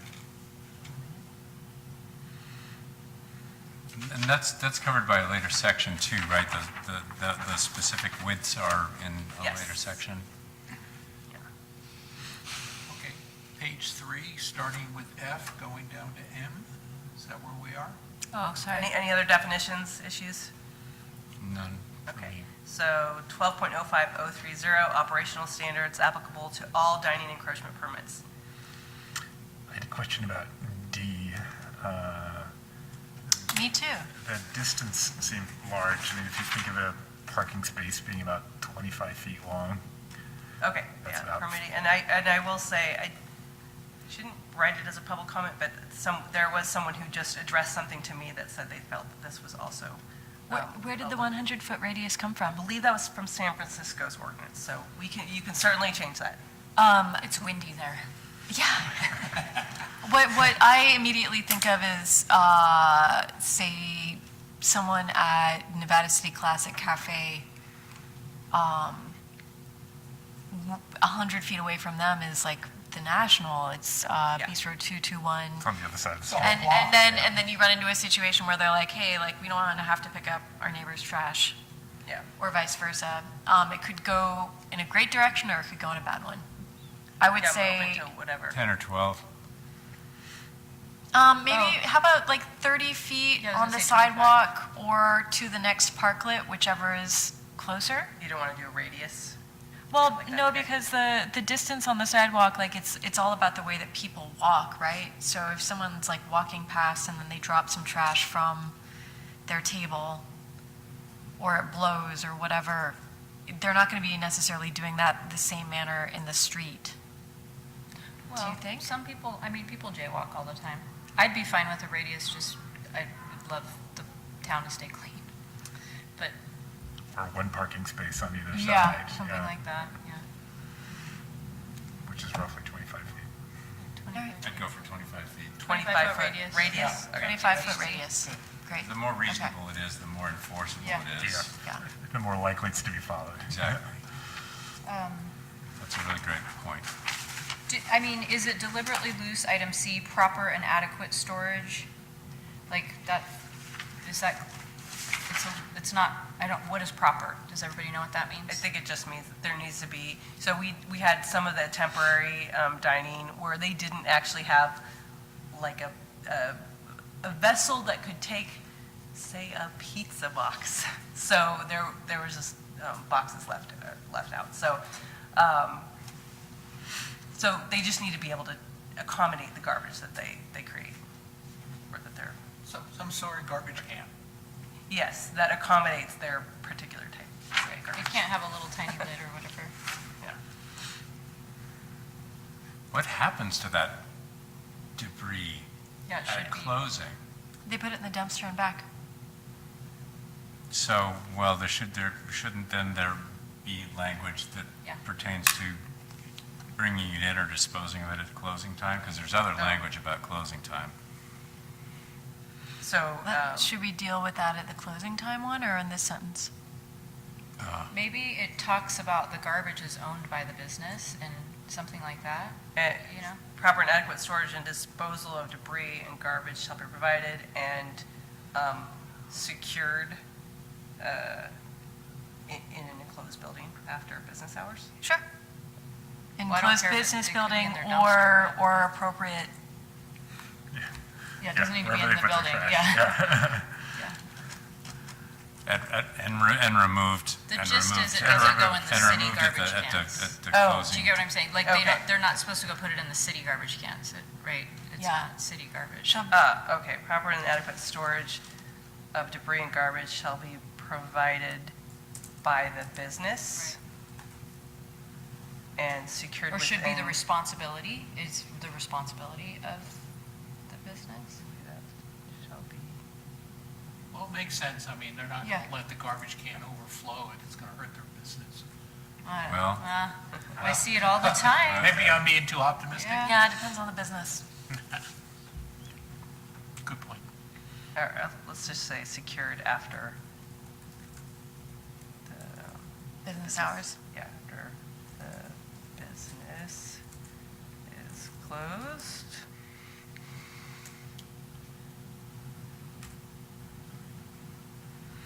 You forgot after there, Amy. Business and secured after, thank you. I swear I wrote it, I must have deleted it. Is there anything about sidewalk cleaning? I don't remember seeing that, but it feels like it goes with garbage. Gosh, I feel Isn't like that there a was something. requirement normally for retail businesses, cleaning the sidewalk? Well, they have to maintain like snow removal. Right. Yeah, and generally cleaning. My concern is even before there was dining on Commercial Street, many days that I walked by, there was like dripped ice cream or spilled stuff, because accidents happen. And so. Spilled buttery soups. Yes, exactly. And so, what is the expectation on how that is cleaned up and by whom and when? So they're required to provide a list and frequency schedule of routine maintenance tasks, including pressure washing in the dining area. Great. So they have to provide that to our Public Works And Department. adjacent sidewalk. Has anybody noticed the grease on outside Kitchen 111? Under Yes. discussion. Okay. It's been there always. When it was But Mateo's, it was shouldn't there come as well. back. Yeah. I know. On No, our I brand know. new sidewalks. Yeah, okay. And sidewalks? Yeah. Grease on brand new sidewalks. No, were you gonna?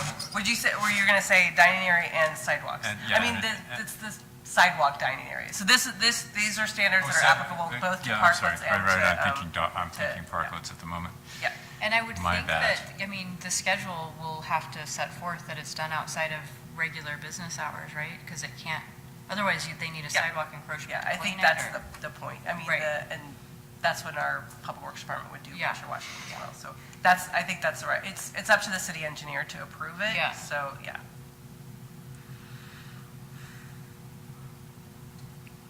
I'll go back up, but, does anyone have any of these other issues? I'll just kind of go slowly through. Okay, I've got one on I, number 4. Okay, furniture shall be rated. Nevada City Fire Code. Are there actual definitions in there or standards in our No, fire I code? asked Sam I could say approved by the fire department, or, you know. No, I mean, if there's a standard, I like. don't know that there are, because I remember I added that language, Yeah. and I asked Sam to look at it, and I thought I put it all, I'm at 7% battery. Someone's going to say if you allow wooden furniture. Do you need to run and get a power cord? I don't know where a power cord Do is. we need to continue? I could probably run upstairs and just dock it, and then just broadcast from up there, if I really need to. That'd be so much less fun, though. So why don't I change that to meet standards, at the discretion of the city, the fire department. Fire chief, fire whatever.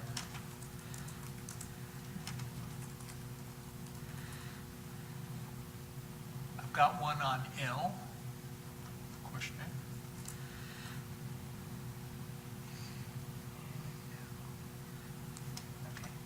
L2, the outdoor dining area must clearly and physically be separated from pedestrian traffic. This is where alcohol is served.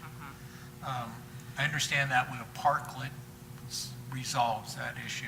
What about like on Commercial Street where people just put out tables and chairs? Well, they would have to, my understanding is ABC would require them to have some kind of physical barrier. So that would be something that they'd have to, Little fence thing? yeah, but it'd have to be fairly immovable. Ooh, so that's interesting. Yeah. So now you're getting permanent structures on our sidewalks. It would Semi-permanent. Yeah, it would still have to be moved in when the business is, according to our ordinance. I'm told you can have something fairly heavy that you can do casters or something like that on so that it could roll. But that's only if alcohol is being served. Right. Okay, out there. And it's really up to ABC to approve, the design of that. Okay. In terms of what qualifies as the barrier, I'm wondering if you were kind of getting at, oh, now this is an aesthetic thing, it's a design thing? Well, yeah, it is. Yeah. Yeah, the parklet That fences was are obvious. okay. Yeah, but on the sidewalk, it's, Yeah. I have a question. What I got from the workshop was, I mean, what people were saying about ABC requirements were that they needed semi-permanent, like fences around outdoor dining areas on sidewalks. And so is there, did you guys get information that says they can be removable barriers? Actually, the only information we've been able to get is from the businesses themselves. So we from a business owner, that's where they said they have had success in the past with like something that's on casters or something like that. Removable. But ABC, it's ultimately up to ABC. So it could change if it starts getting tested by. Yeah, each business is going to have to work with ABC to ensure that it meets for them. Sorry. Let's turn it around the other way. I don't want to have a big gate that I have to take in and out or, all the time. So I want to make a permanent one, like, a mini parklet on a sidewalk. Said I had 6% left. Lying to me. it's Don't you- exponential. Isn't it plugged in? Shoot. No, because I don't have a power cord. I don't know where that is. That is a power cord. No, the connection cord, I think. Yeah, she doesn't have an adapter, I think.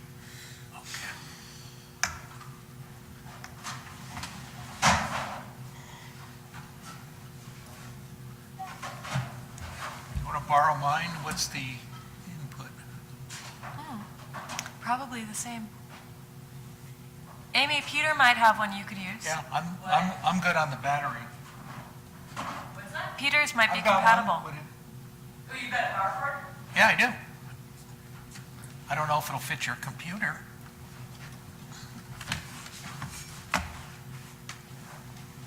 Will that do it?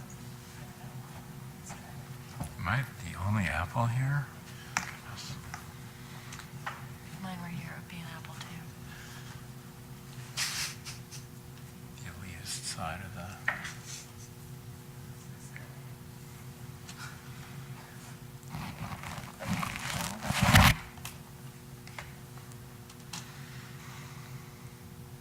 Maybe it's the wrong kind. They're different.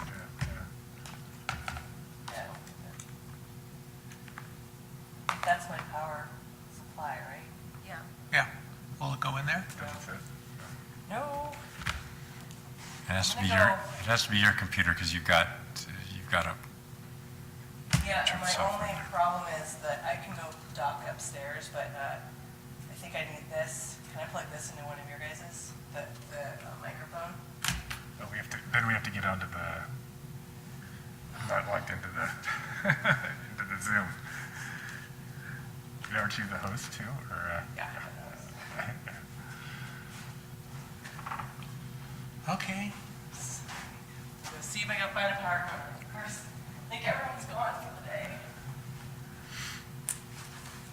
Emily, maybe you can take someone 5:05. else's. I'm very worried that he's down here. Do we want to consider continuing? that just crossed my mind. Yeah. We could have a special meeting in a couple weeks. Can we have Yeah. I'm up for a special meeting Yeah, I'd be okay with that too. Yeah. Wendy, yes? some morning. I'm good with that. We can probably finish this up in what, Yeah. 2 hours? Yeah, and then since we understand what our process is here, we could probably, Yeah, yeah, good idea. yeah, now that we understand what our process is, we can do better, more Yeah. targeted homework. And actually, Yeah. based on the comments, I'd like to run through this again and give it a little more thought too. Yeah, Right. yeah, I think, Yeah, I agree. I think we'll give it more consideration than the city council will.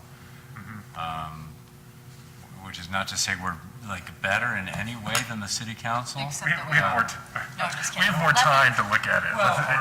Or maybe we just are more like that. What do you mean? Like, more like this? Yeah, maybe just a little bit. It's late, public. This is why we're behaving strangely, because it's late. Did you arrest your progress there? Was the Yeah, door locked? she still needs to get up there though, because she's got, I think her keys are up there.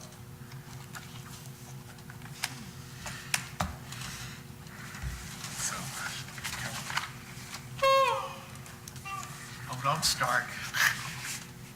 I yawn all day, man. No yawning. I have a gavel. Can we, while we're waiting, can we talk about dates that might work? Oh, there's another date to set also before we adjourn.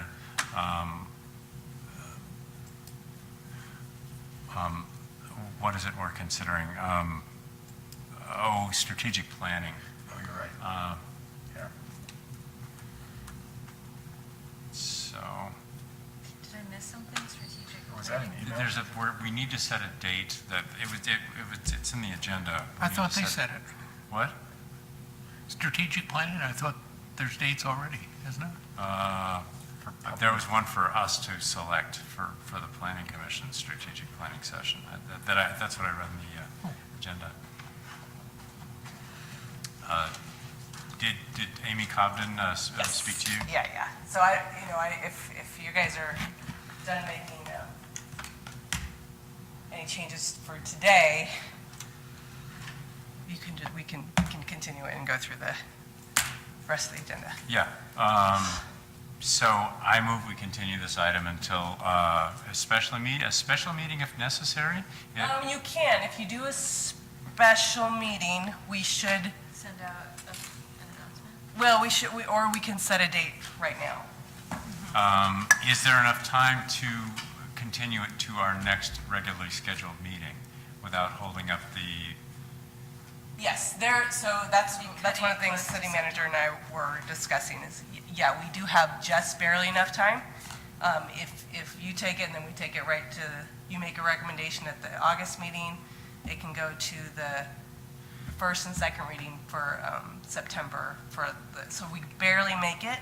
But the council, if they feel like they need more time, they can make a recommendation to continue the temporary outdoor dining until this is completed.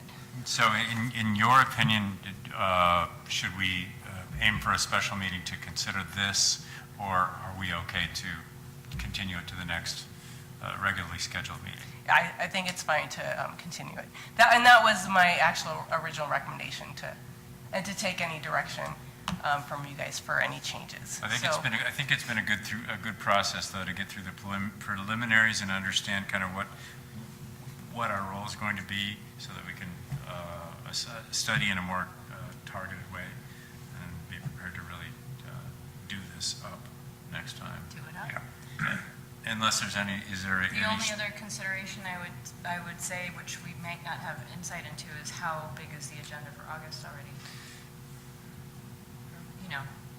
I don't know for sure. I know there's going to be a few items on there.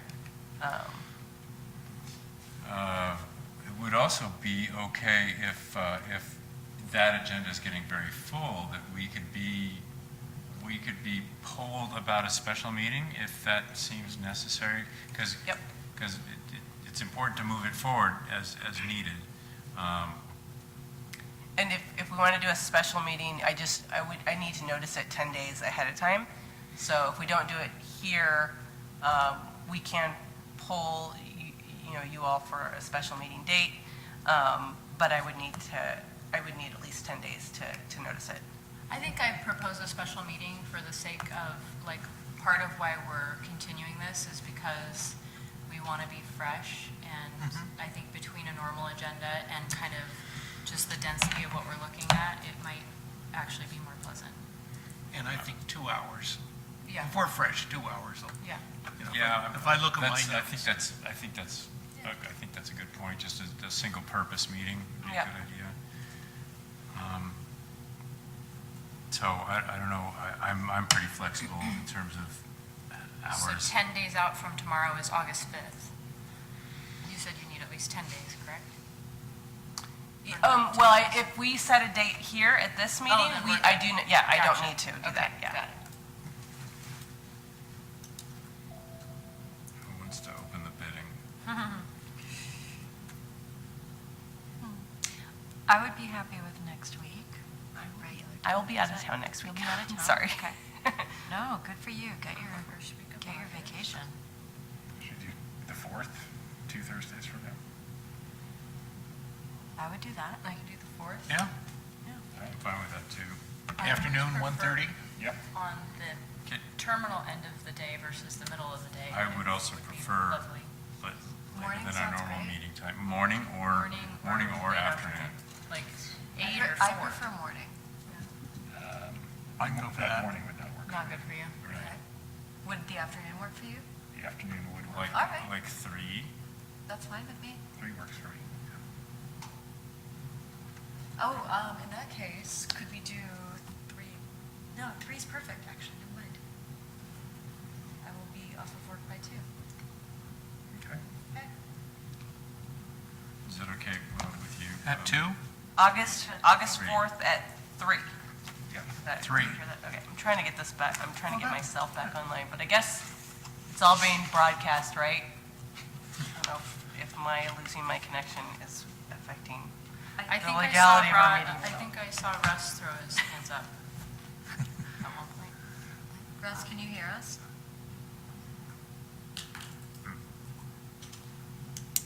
It's not nodding.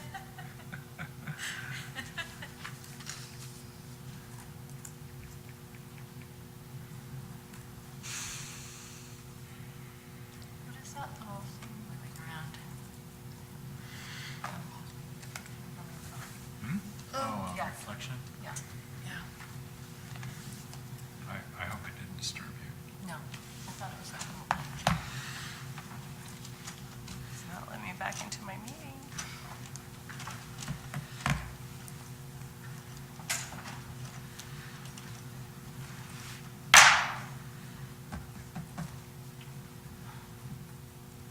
What is left on our agenda?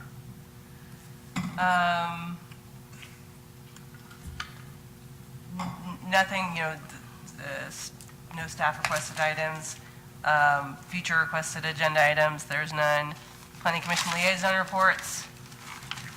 Got nothing. I need to check in with the Grove planners. I haven't heard anything from them for a year. They haven't presented anything.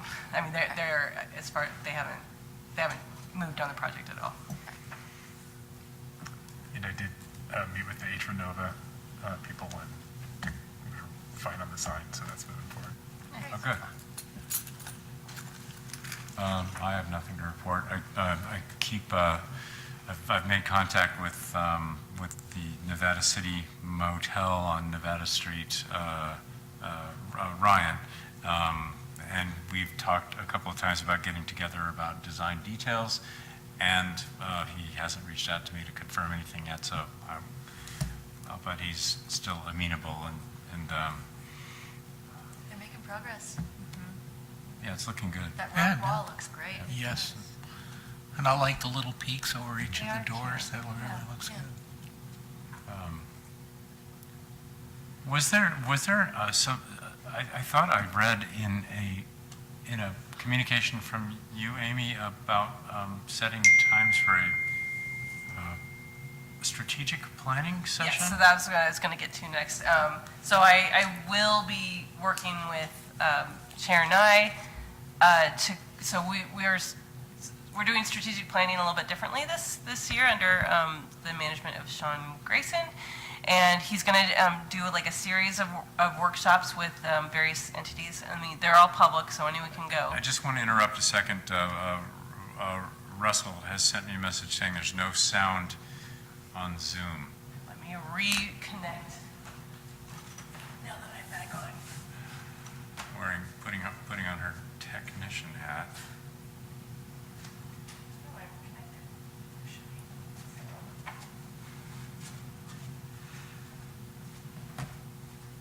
This guy's on. You're muted right now, though. I am. No, she's not. Show that I'm muted. Nope. Russ is shaking his head no. Oh, I see, yeah, in the bottom left corner. In the bottom left corner, it says I'm muted. Bottom left corner of the Or is that entire screen. whatever's up on the screen says. Oh yeah, the screen. The Zoom meeting? Doesn't show it on mine. Or is it, that's not you up Oh, there? join with computer audio, maybe. I just did that. I just clicked it though. See, it's Try again. still, I just. Now it works. Hey. Can you hear me? Yes. Yes. Okay, all right. It's me, magical power. Wow. Touch the screen. Touch the non-touch screen. Don't mind, just repeat everything you said for the last 10 minutes. Yeah. It was 20, Russ. We were talking about you. Russ, they did continue the outdoor dining ordinance to a special meeting to be on August 4th at 3 o'clock. Wonderful. Why not? Why not?